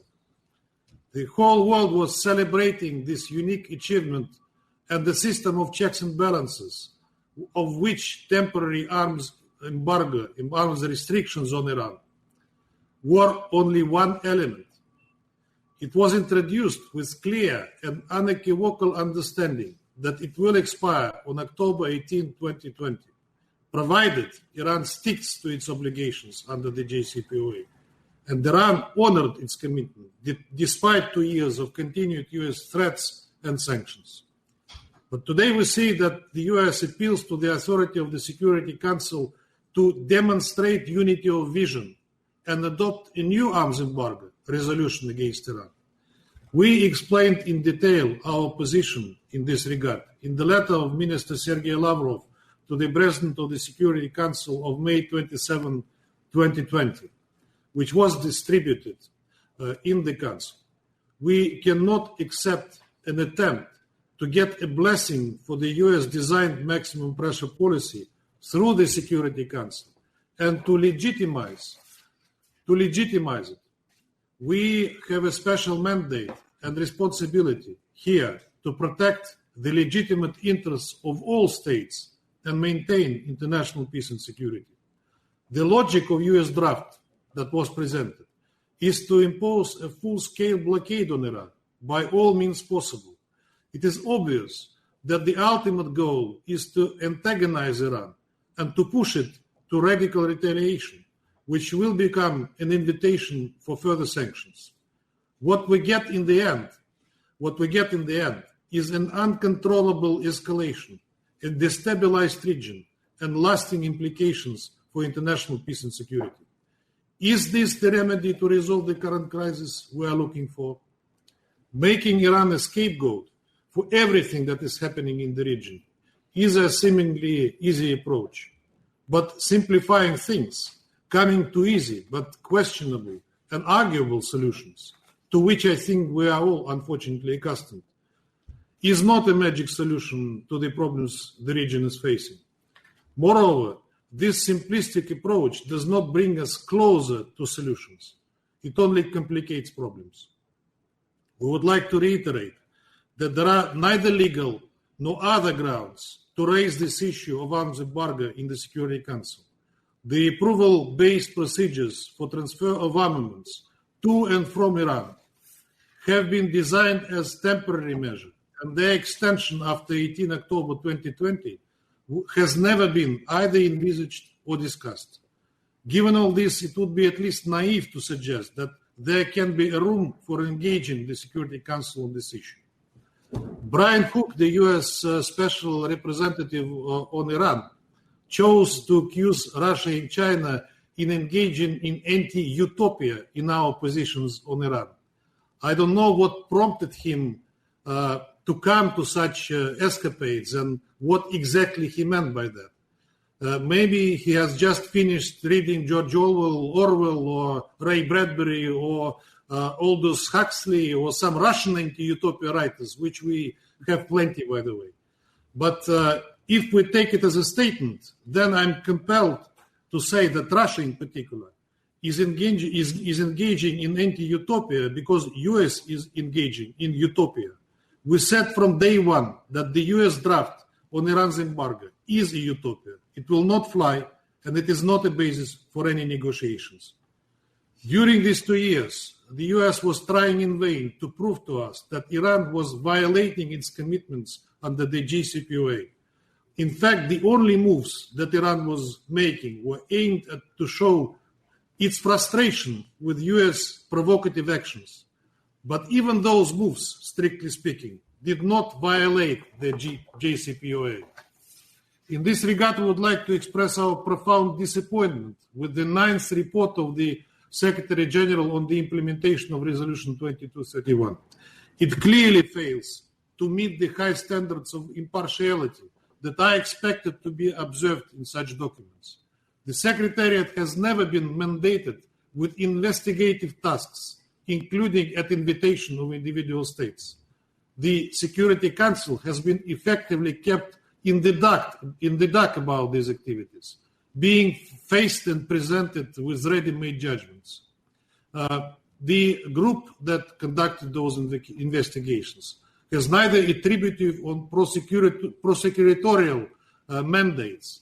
But today we hear from our fellow Security Council members statements in the spirit of almost certainly or highly likely, as if we operate not with allegations, but with established facts. We regret to see that as a result of these amateur inspections, the report suffers from a chronic lack of evidence. Final assessments of the Iran's involvement in the activities in violation of the Security Council Resolution 2231 are baseless and biased. It is unfortunate that in these turbulent times, this document fuels the tensions rather than contributes to their solution. Mr. President, while addressing the issue we are discussing, we must not forget about a broader picture. Today, I witness spiraling escalation in the Persian Gulf, jeopardizing peace and security in the region, as well as the international efforts to settle conflicts there. We believe that there is a viable alternative to it. There should be a comprehensive, strategic solution which could help build trust, bring stability, transparency, and predictability among regional players. The ultimate goal is to establish a genuinely inclusive security architecture that reflects the legitimate concerns of all countries of the region. Regional confidence-building measures could be instrumental in this regard. Our concept for security architecture in the Persian Gulf and the international guarantees remains relevant. Russia is also ready to support similar initiatives by working with our regional partners and all interested parties. In conclusion, Mr. President, I would like to emphasize that Russia is fully committed to the unconditional implementation of its obligations under the Security Council Resolution 2231 and the JCPOA. We call on all member states to make every effort to preserve the JCPOA. We will continue to pursue and encourage dialogue aimed at finding compromises with a balance of interests at its core. Such measures could be taken on all levels of political communication. Russia, together with other responsible members of the international community, will spare no effort to bring the current situation back under control. I thank you, Mr. President. Je remercie le représentant de la Fédération de Russie pour sa déclaration et je donne à présent la parole au représentant de l'Indonésie. Merci beaucoup, Mr. President. We first of all like to thank the Undersecretary General Rosemary DiCarlo, Ambassador Olof Skog, and Ambassador Mark Paxton de Buchwerk for their briefings. We especially would like to thank Ambassador Mark and his team for the able leadership in facilitating the 2331 format. We also would like to welcome the participation of Secretary General Guterres, Secretary of State Michael Pompeo, and Minister Muhammad Javad Zarif. Today, we stand at a very critical moment. We could not emphasize enough the importance of supporting the full and effective implementation of the GCPOA and Resolution 2231 by all parties. In this regard, Indonesia underlines the following points. First, preserving GCPOA and Resolution 2231 is crucially important. All parties must remain committed and perform fully and effectively their obligation under the GCPOA and Resolution 2231 in good faith. In this regard, we are deeply concerned with the decision of the United States to withdraw from the GCPOA and to reimpose sanctions. Efforts must be made to create a conducive environment for the GCPOA implementation. All factors should be taken into account in a just manner in assessing the GCPOA implementation. We also take note with concern the announcement by Iran to scale back of its operational commitments under the GCPOA. We call on all parties to swiftly resolve this issue through constructive dialogue and appropriate dispute resolution mechanism under the agreement to allow Iran to return to its commitments. We recognize and support the efforts of our European partners to facilitate all legitimate trade with Iran. We should always remind ourselves that the GCPOA should also bring concrete economic benefit for Iran and its peoples. Second, stability must be maintained. All parties must exercise restraint. Extra caution needs to be taken before coming to a conclusion or taking any action, as rash decisions can become counterproductive. Any new initiative must add value and support Resolution 2231. We need to remain focused. The aim must be to enable success in the implementation of Resolution 2231. The issues that are not directly related with the GCPOA and Resolution 2231 should be treated separately. In this vein, Indonesia emphasizes the upholding of the rule of law as well as the UN Charter with the spirit of multilateralism. We should also not forget the importance of confidence building and continuing dialogue to find amicable solution. That is what diplomacy is all about. Third point, the importance of cooperation with the IAEA. We welcome the continuation of cooperation between Iran and IAEA in safeguarding its nuclear program under the GCPOA. We would like to convey our appreciation for the professional work of the agency. We support the IAEA to conduct its mandate in an impartial and objective manner in verifying and monitoring Iran's implementation of its nuclear-related commitment under the GCPOA. Fourth, a world free of nuclear weapons must be achieved. Remaining focused, we must not be sidetracked by other rhetoric that hampers progress on the global nuclear disarmament agenda. Indonesia's position on this, nationally as well as the coordinator of the Non-Aligned Movement Working Group on Disarmament, is very clear. Further, Indonesia is a party to the major treaties in this area, including the Southeast Asia Nuclear Weapon-Free Zone. We are also a passionate advocate of the Treaty on the Prohibition of Nuclear Weapons and urge its early into force and universalization. Indonesia believes that the GCPOA remains an essential element of the global non-proliferation architecture. The obligation to support the GCPOA fully does not only apply to its signatories, but to all in the international community. Everyone should play their role to support its sustainability and original objective. Mr. President, before I conclude, my delegation would like to express its concern with regard to the fact that the facilitator report cannot be agreed by all Council members. In this regard, we urge all members of the Council to maintain communication and close cooperation to allow us to exercise our mandate properly. We thank the facilitator of the format for his endeavor on this process and stand ready to work with all Council members in finding agreement on the way forward.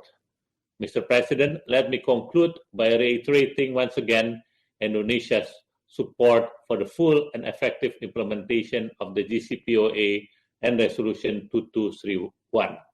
Thank you, Mr. President. Je remercie le représentant de l'Indonésie pour sa déclaration et je donne à présent la parole à la représentante de Saint-Vincent et les Grenadines. Thank you, Mr. President. We recognize the participation of Secretary General, the U.S. Secretary of State, and the Minister in today's important meeting. We also thank USG De Carlo, Ambassador Skoog and Ambassador Pechstein for their briefings. St. Vincent and the Grenadines welcomes the 9th report of the Secretary General on the implementation of Security Council Resolution 2231. We are dedicated to the full implementation of the resolution, and we strongly support the Joint Comprehensive Plan of Action. The JCPOA is a key pillar of the global nuclear non-proliferation architecture and multilateral diplomacy. Its preservation is crucial to safeguard peace and stability in the region and the wider world. We deeply regret the United States withdrawal from the JCPOA and its subsequent decisions to reimpose sanctions to terminate waivers. These actions are contrary to the requirements and goals of Resolution 2231 and the JCPOA, and they do not encourage an environment conducive to international cooperation. We encourage the United States to rejoin the agreement and to lift all sanctions. The appeal for a removal of these sanctions has become even more urgent considering the COVID-19 pandemic, as they considerably undermine and impede the COVID-19 response and mitigation efforts. We also regret the Islamic Republic of Iran's decision to cease performing several of its nuclear-related commitments under the JCPOA. We take note that Iran has indicated that these steps are reversible, having undertaken them subsequent to the United States withdrawal from the agreement. We urge Iran to return to full compliance to meet the totality of its obligations. It is our hope that despite recent declarations, Iran will remain a party to the Treaty on the Non-proliferation of Nuclear Weapons. Mr. President, St. Vincent and the Grenadines supports the mandate of the International Atomic Energy Agency as it works towards ensuring peaceful uses of nuclear science and technology. The important role of the IAEA plays in the verification and monitoring of compliance with Resolution 2231 cannot be overstated. We recognize Iran's cooperation with the IAEA thus far, and we encourage further cooperation in implementing its NPT Safeguards Agreement and additional protocol. We welcome the developments made in relation to the instrument in support of trade exchanges. These advancements are essential to the normalization of trade and economic relations with Iran. We also take note of the activities of the procurement channel. This channel must remain operational and effective to ensure that a new relationship is indeed cultivated with Iran. The JCPOA remains the only viable path to ensure a peaceful, comprehensive, and long-term solution to the Iranian nuclear issue. In this regard, we implore all parties to fully implement their obligations under the agreement. Further, we urge all sides to exercise maximum restraint, to refrain from actions that continue to inflame tensions, and to commit fully to dialogue and negotiation to resolve the current issues and preserve the JCPOA. In closing, St. Vincent and the Grenadines reaffirms its commitment to achieving a nuclear weapons-free world. As a member of the Committee of Latin American and the Caribbean Zone of Peace and a party to the Tlatelolco Treaty for the Prohibition of Nuclear Weapons, the NPT and the Treaty of the Prohibition of Nuclear Weapons, we appeal to the international community to remain steadfast in its commitment to disarmament, as this is inextricably linked to non-proliferation. I thank you. Je remercie la représentante de Saint-Vincent et les Grenadines pour sa déclaration. Et je vais à présent faire une déclaration en ma qualité de représentant de la France. Je souhaite remercier le secrétaire général, le secrétaire d'État américain et le ministre iranien des Affaires étrangères pour leur participation. Merci aussi aux briefers pour leurs interventions. Notre priorité reste de nous assurer que l'Iran ne se dote pas de l'arme nucléaire. Il s'agit d'un enjeu de prolifération et donc de paix et de sécurité qui nous affecte et nous préoccupe tous. C'est pour cela que la France, l'Allemagne et le Royaume-Uni ont œuvré dès 2003 pour résoudre la crise ouverte sur le programme nucléaire iranien. Et nous avons pu trouver en 2015 une issue à cette crise grâce à la persévérance de la communauté internationale et à la convergence à partir de 2006 autour de la ligne portée par les E3 et au dialogue robuste avec l'Iran. Le Conseil de sécurité n'a pas seulement endossé l'accord de Vienne par la résolution 2231, il a validé une méthode, celle d'un multilatéralisme pragmatique et exigeant, méthode qui était alors portée par ses 5 membres permanents dans l'unité et avec constance et exemplarité. Nous prenons tous la mesure des défis du moment. Les trajectoires des États signataires ont divergé depuis la sortie des États-Unis de l'accord, à notre grand regret et préoccupation. Après cela, l'Iran a, de manière inquiétante, pris des mesures contraires à ses engagements au titre de l'accord. Celles-ci ont des conséquences graves en matière de prolifération. C'est la raison pour laquelle les E3 ont activé en janvier dernier le mécanisme de résolution des différends du JCPOA, afin de traiter ce problème grave, mais le traiter dans le cadre de l'accord. La France, l'Allemagne et le Royaume-Uni ont pleinement mis en œuvre leurs engagements. Nous restons attachés à préserver l'accord et à poursuivre des discussions afin de ramener l'Iran au plein respect de ses engagements au titre du JCPOA. Cela requiert un engagement constructif de l'Iran et de tous. Nous venons d'entendre la confirmation très préoccupante de violation par l'Iran des dispositions de la résolution 2231 sur les transferts d'armes. Les conclusions du secrétaire général, que nous soutenons, concordent avec notre évaluation. Je veux être clair, ces activités déstabilisatrices que nous avons condamnées sont inacceptables et doivent cesser. Comme la déclaration ministérielle E3 de Berlin du 19 juin en témoigne, la France, avec l'Allemagne et le Royaume-Uni, comprend et partage les préoccupations concernant les implications de l'expiration à venir de l'embargo sur les armes classiques prévu par la résolution 2231. Nous avons dit être prêts à explorer des options constructives pour répondre à nos préoccupations communes, y compris en dehors de ce Conseil. Nous entendons traiter cette question en étroite concertation avec tous les membres de ce Conseil et en particulier les participants restants au JCPOA et les autres acteurs clés. Nous resterons guidés par les objectifs suivants: le respect de l'autorité et de l'intégrité du Conseil de sécurité des Nations Unies et la volonté d'œuvrer à la stabilité et à la sécurité régionale. Nous ne soutiendrons pas, en revanche, de propositions unilatérales aboutissant au retour des sanctions. Elle ne ferait qu'approfondir les divisions au sein du Conseil de sécurité et, au-delà, ne serait pas susceptible d'améliorer la situation sur le terrain de la non-prolifération nucléaire. Comme l'ont déclaré les ministres des Affaires étrangères de la France, de l'Allemagne et du Royaume-Uni le 19 juin dernier à Berlin, nous sommes fermement convaincus que toute tentative unilatérale de recourir au mécanisme de snapback des sanctions aurait de graves conséquences au Conseil de sécurité des Nations Unies. Nous ne soutiendrions pas une telle décision qui serait incompatible avec nos efforts actuels pour préserver le JCPOA. Tous les membres de ce Conseil ont en commun des intérêts fondamentaux de sécurité. Ils nous rassemblent autour d'objectifs et responsabilités partagées. C'est la raison d'être de ce Conseil et l'esprit qui nous anime tous.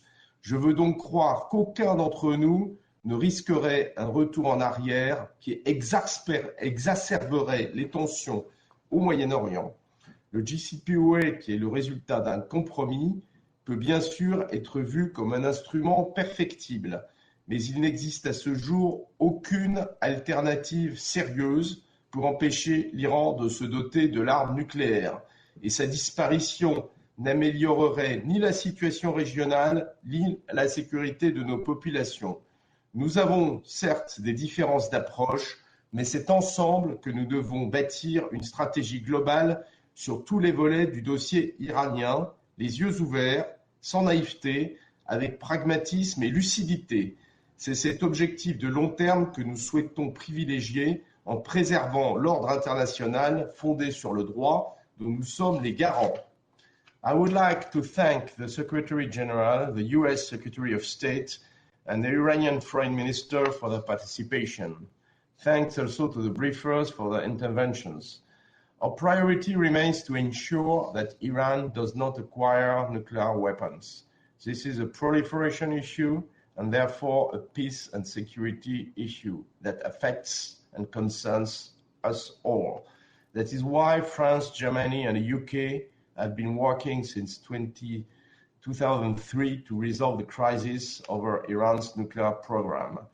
And we were able to find a way out of the crisis in 2015, thanks to the perseverance of the international community and to the convergence from 2006 towards the line taken by the E3 and to the robust dialogue with Iran.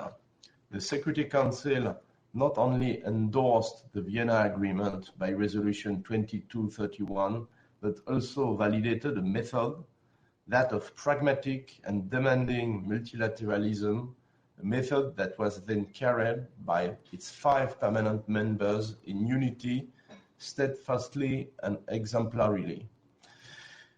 We all take the measures of the challenges of the moment. The trajectories of the signatory states have diverged since the US left the agreement, to our great regret and concern. After that, Iran has worryingly taken measures that are contrary to its commitments under the agreement. These have serious proliferation consequences, which is why the E3s activated the JCPOA dispute resolution mechanism in January this year to address this serious problem, but to address it within the framework of the agreement. France, Germany, and the UK have fully implemented their commitments. We remain committed to preserving the agreement and to continuing discussions to bring Iran back to full compliance with its commitments under the JCPOA. This requires constructive engagement by Iran and by all. We have just heard the very worrying confirmation of Iran's violations of the provisions of Resolution 2231 on arms transfers. The Secretary General's conclusions, which we support, are consistent with our assessment. Let me be clear. These destabilizing activities, which we have condemned, are unacceptable and must stop. As the E3 Berlin Ministerial Declaration of 19 June testifies, France, together with Germany and the UK, understands and shares the concerns regarding the implications of the upcoming expiration of the embargo on conventional arms provided in Resolution 2231. We have expressed our readiness to explore constructive options to address our common concerns, including outside this Council. We intend to address this issue in close consultation with all members of this Council, in particular the remaining participants in the JCPOA and other key actors. We will continue to be guided by the following objectives: respect for the authority and the integrity of the UN Security Council and commitment to regional stability and security. We would not, however, support unilateral proposals leading to the return of sanctions. They would only deepen divisions in the Security Council and beyond, and not be likely to improve the situation on the ground of nuclear non-proliferation. As the Foreign Ministers of France, Germany, and the UK stated in Berlin on 19 June, we firmly believe that any unilateral attempt to trigger UN sanctions snapback would have serious adverse consequences in the UN Security Council. We would not support such a decision which would be incompatible with our current efforts to preserve the JCPOA. All members of this Council share fundamental security interests. They bring us together around shared objectives and responsibilities.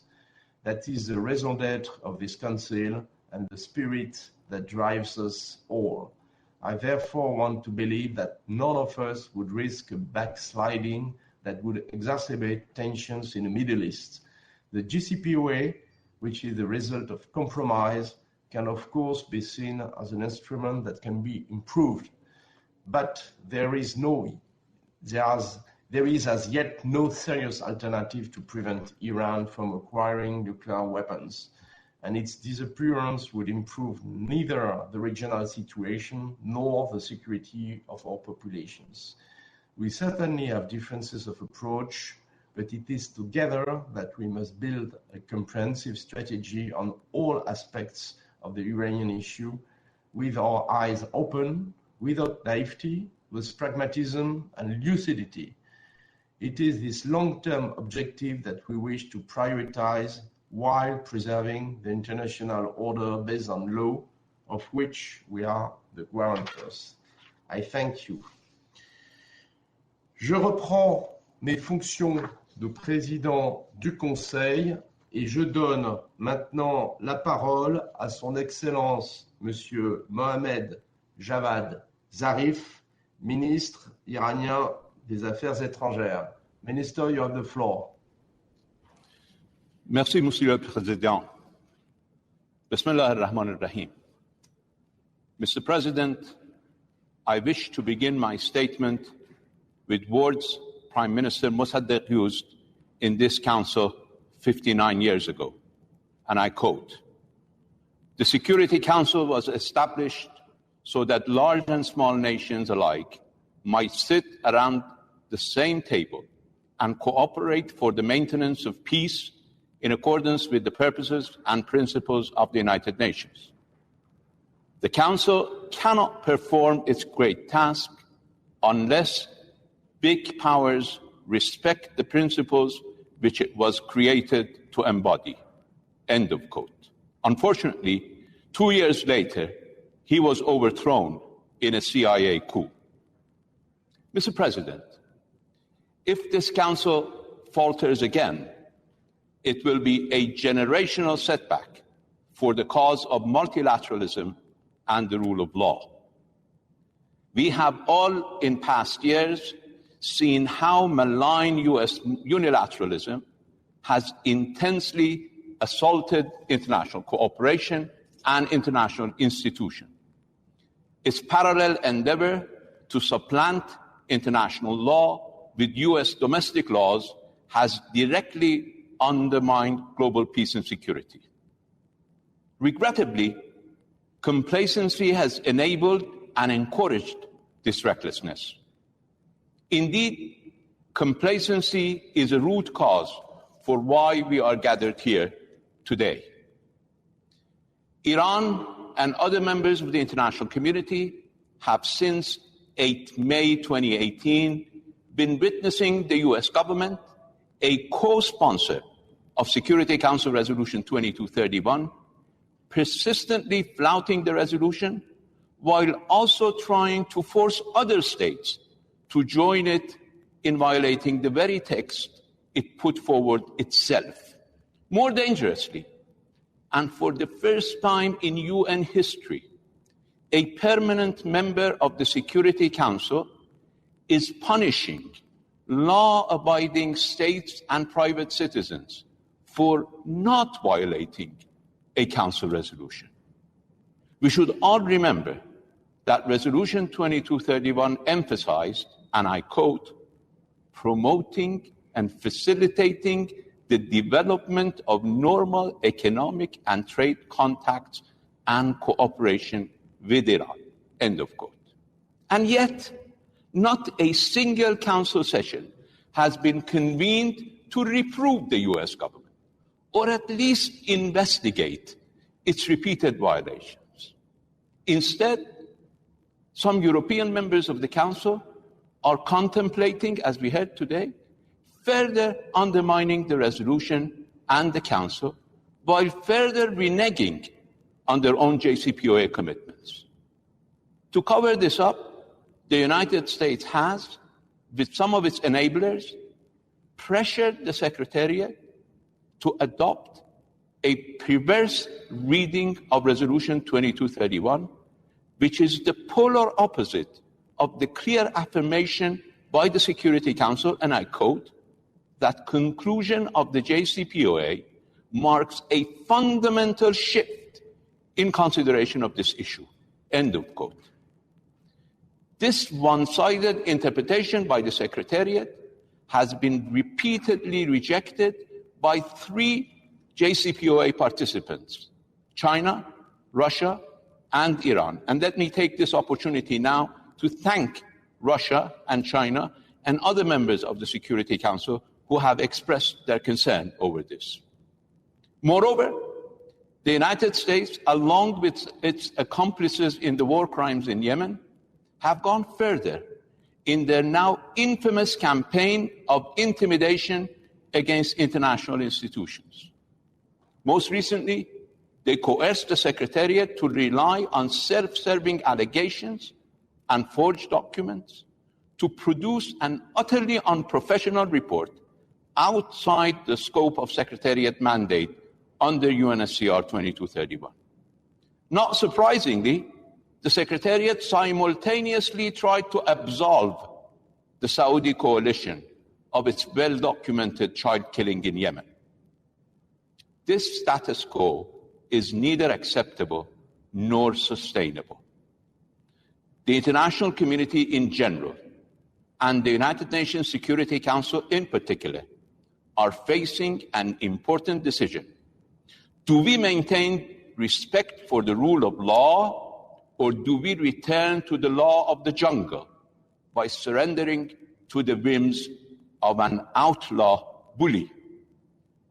Mr. President, in spite of our strong and legitimate objections to the historic mistreatment of Iran by the Security Council, particularly throughout 8 years of aggression, including the use of chemical weapons by Saddam Hussein, as well as in the course of the unnecessary nuclear crisis, Iran showed its good faith by engaging in negotiations to reach a diplomatic solution as called for by all Security Council resolutions on the nuclear issue. After 13 years of complex negotiations, in 2015, Iran and the 5 permanent members of the Security Council plus Germany signed the Joint Comprehensive Plan of Action, which is annexed to and inseparable from Resolution 2231.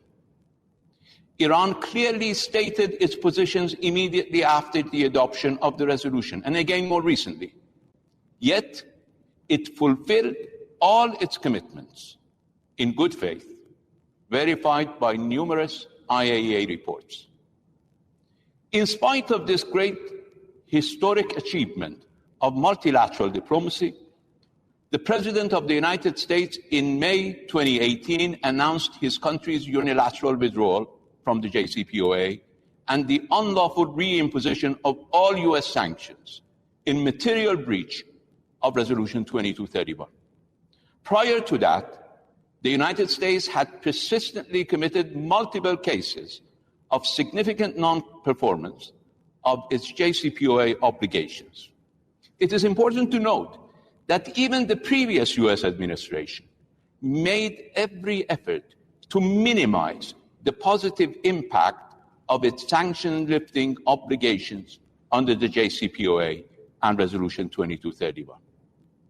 This has all been documented in my numerous letters to the JCPOA Joint Commission Coordinator and the UN Secretary General, all of which have been ignored, unfortunately, by the European JCPOA participants. Following the US withdrawal from the JCPOA, the UN Secretary General, the remaining JCPOA participants, and many other members of the international community asked Iran to address its concerns through the mechanisms established in the JCPOA and to allow the remaining JCPOA participants to redress the unlawful withdrawal.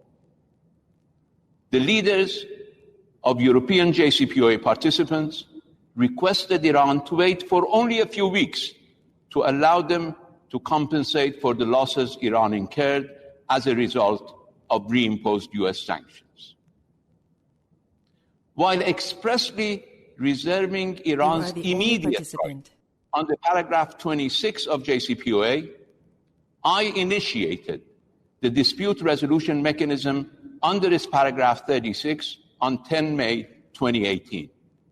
However, acting in good faith, we refrained from applying the remedy prescribed in the JCPOA in order to enable the remaining JCPOA participants to make good on their promises. For a full year, we continued full implementation of the JCPOA. I trust that you are aware of the 15 consecutive IAEA reports which verified Iran's full compliance with its JCPOA commitments, including many that were issued after US withdrawal. Unfortunately, the E3 response to our strategic patience was not a long overdue assertion of European strategic autonomy. Rather, it was overcompliance with the US maximum pressure, targeting all Iranians. On 6 November 2018, I wrote to the coordinator of the JCPOA and the remaining JCPOA participants under paragraph 36, that is the dispute resolution mechanism of the JCPOA. And I quote from the letter, "The United States has now reimposed with full effect all sanctions specified in the JCPOA and its Annex II, and no remedial measure has been implemented by the remaining JCPOA participants. Most have effectively joined the restrictive measures against Iran. Either they should ensure Iran's legitimate benefits by fulfilling their commitments made in their statements of 6 July and 24 September 2018 in real and practical terms without further delay, or Iran will have no option but to restore a semblance of balance as the remedy that the participants contemplated in the dispute mechanism did not resolve the issue. In view of the above, I formally call on for the convening of another ministerial meeting of the Joint Commission." End of quote from that letter. No meeting was convened, and none of the European JCPOA participants even bothered to write a rebuttal for another 6 months. Having repeatedly exhausted the dispute resolution mechanism to absolutely no avail, my government was left with no recourse but to exercise its rights under paragraph 26 and 36 of the JCPOA to apply remedial action prescribed in JCPOA and cease performing its commitments in part, as prescribed in JCPOA on 8 May 2019, a full year after US withdrawal and reimposition of sanctions. In spite of all this, our remedial measures have until now had no impact on the IAEA's monitoring and verification of our peaceful nuclear program, thereby making any claimed proliferation risk irrelevant. Indeed, Iran's peaceful nuclear program remains subject to the most robust inspection regime in history. From 2016 through 2019, over 92% of the agency's total comparable global inspections were carried out in Iran. Even the recent controversial report by the Director General of the IAEA on 5 June 2020 states that, and I quote, "The agency continues to verify the non-diversion of declared nuclear material at the nuclear facilities and locations outside facilities where nuclear material is customarily used, declared by Iran under its safeguards agreement. End of quote. Having said that, the agency must resist external pressures to manipulate its agenda. The litany of forged documents at its doorstep have a stated objective of forever killing the JCPOA, thereby ending the agency's robust monitoring of current activities in Iran. Resuscitating 17-year-old allegations with no proliferation risk, which were investigated and permanently closed by the IAEA Board of Governors in 2015, will certainly not serve the agency, nor will they serve the cause of non-proliferation. Mr. President, to avoid taking too much of your time, the details and references for these and all other assertions in my statement are provided in 35 footnotes. Our mission has submitted this statement with its footnotes for circulation as a document of the Security Council. Mr. President, matters which are extraneous to the JCPOA by mutual agreement, such as Iran's defensive capabilities and regional policies, are being maliciously raised by the US administration, parroted by a handful of its allies and clients.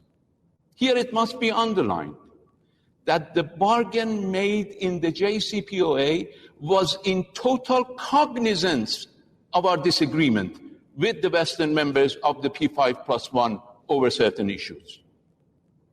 Do not be deceived. We mutually agreed not to address these issues. Most importantly, because the United States was not prepared to or even capable of addressing our grave concerns over its unfathomable level of arms sales and buildup in our neighborhood, as well as its malign behavior and constant interventions, which have left our region in ruins. The United States has carried out, and I have spelled them out in the footnote, numerous acts of armed aggression against Iran and its neighbors, invaded our neighbors 3 times in the last 3 decades, milked the region of its resources through destabilizing arms sales, systematically supported terrorists, and provided material support for crimes against humanity in Yemen. The people of our region had enough of the malign US presence and demand its termination. The bitter irony here is that most Americans also want their troops returned home where they belong.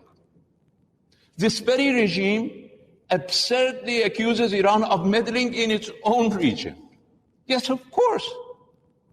We want to partner with all our neighbors to create a strong region that precludes the emergence of hegemonic aspirations by any power, regional or global. A strong region that requires homegrown political and territorial stability, and a strong region for which all neighbors need to exercise strategic self-restraint, just like Iran. It was to this end that the President of the Islamic Republic of Iran put forward the Hormuz peace endeavor, or HOPE. And we can do it without US meddling some 6,000 miles away from its shores. Mr. President, the International Court of Justice clearly underlined in its 1971 advisory opinion on Namibia, and I quote, "One of the fundamental principles governing international relationship thus established is that a party which disowns or does not fulfill its own obligations cannot be recognized as retaining the right which it claims to derive from the relationship." End of quote. After officially and explicitly ceasing its participation in the JCPOA at the highest level, and having violated each and every one of its obligations under the JCPOA and Resolution 2231, the United States cannot arrogate to itself any right under that resolution, nor can its enablers try to save its face via so-called middle ground formulas. The timetable for the removal of arms restrictions embodied in Resolution 2231 is an inseparable part of the hard-won compromise enabling the JCPOA participants to finally agree on the overall package of the JCPOA and Resolution 2231. The resolution explicitly urges, and I quote, its full implementation on the timetable, end of quote. Any attempt to change or amend the agreed timetable is thus tantamount to undermining Resolution 2231 in its entirety. The Council must not allow a single state to abuse the process. As specified in the letter of the President of the Islamic Republic of Iran addressed to the leaders of the remaining JCPOA participants on 8 May 2019, any new restriction by the Council is against the fundamental commitments made to the Iranian people. In such a scenario, Iran's options, as already notified to the remaining JCPOA participants, will be fair, and the United States and any entity which may assist it or acquiesce in its illegal behavior will bear full responsibility. Mr. President, the unlawful U.S. unilateral withdrawal from the JCPOA and the reimposition of its sanctions entail U.S. responsibility under UNSCR 2231, UN Charter, and applicable international law. The United States has also disregarded the decision of the International Court of Justice.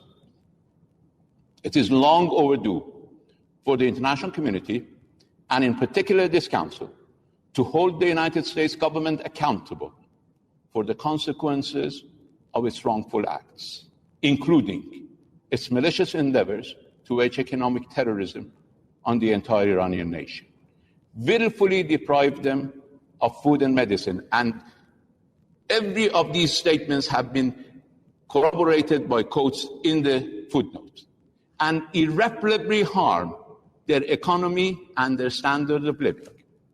The United States must fully compensate the Iranian people for all damages it has inflicted upon them, appallingly, for no reason other than to satisfy domestic constituencies and personal aggrandizement.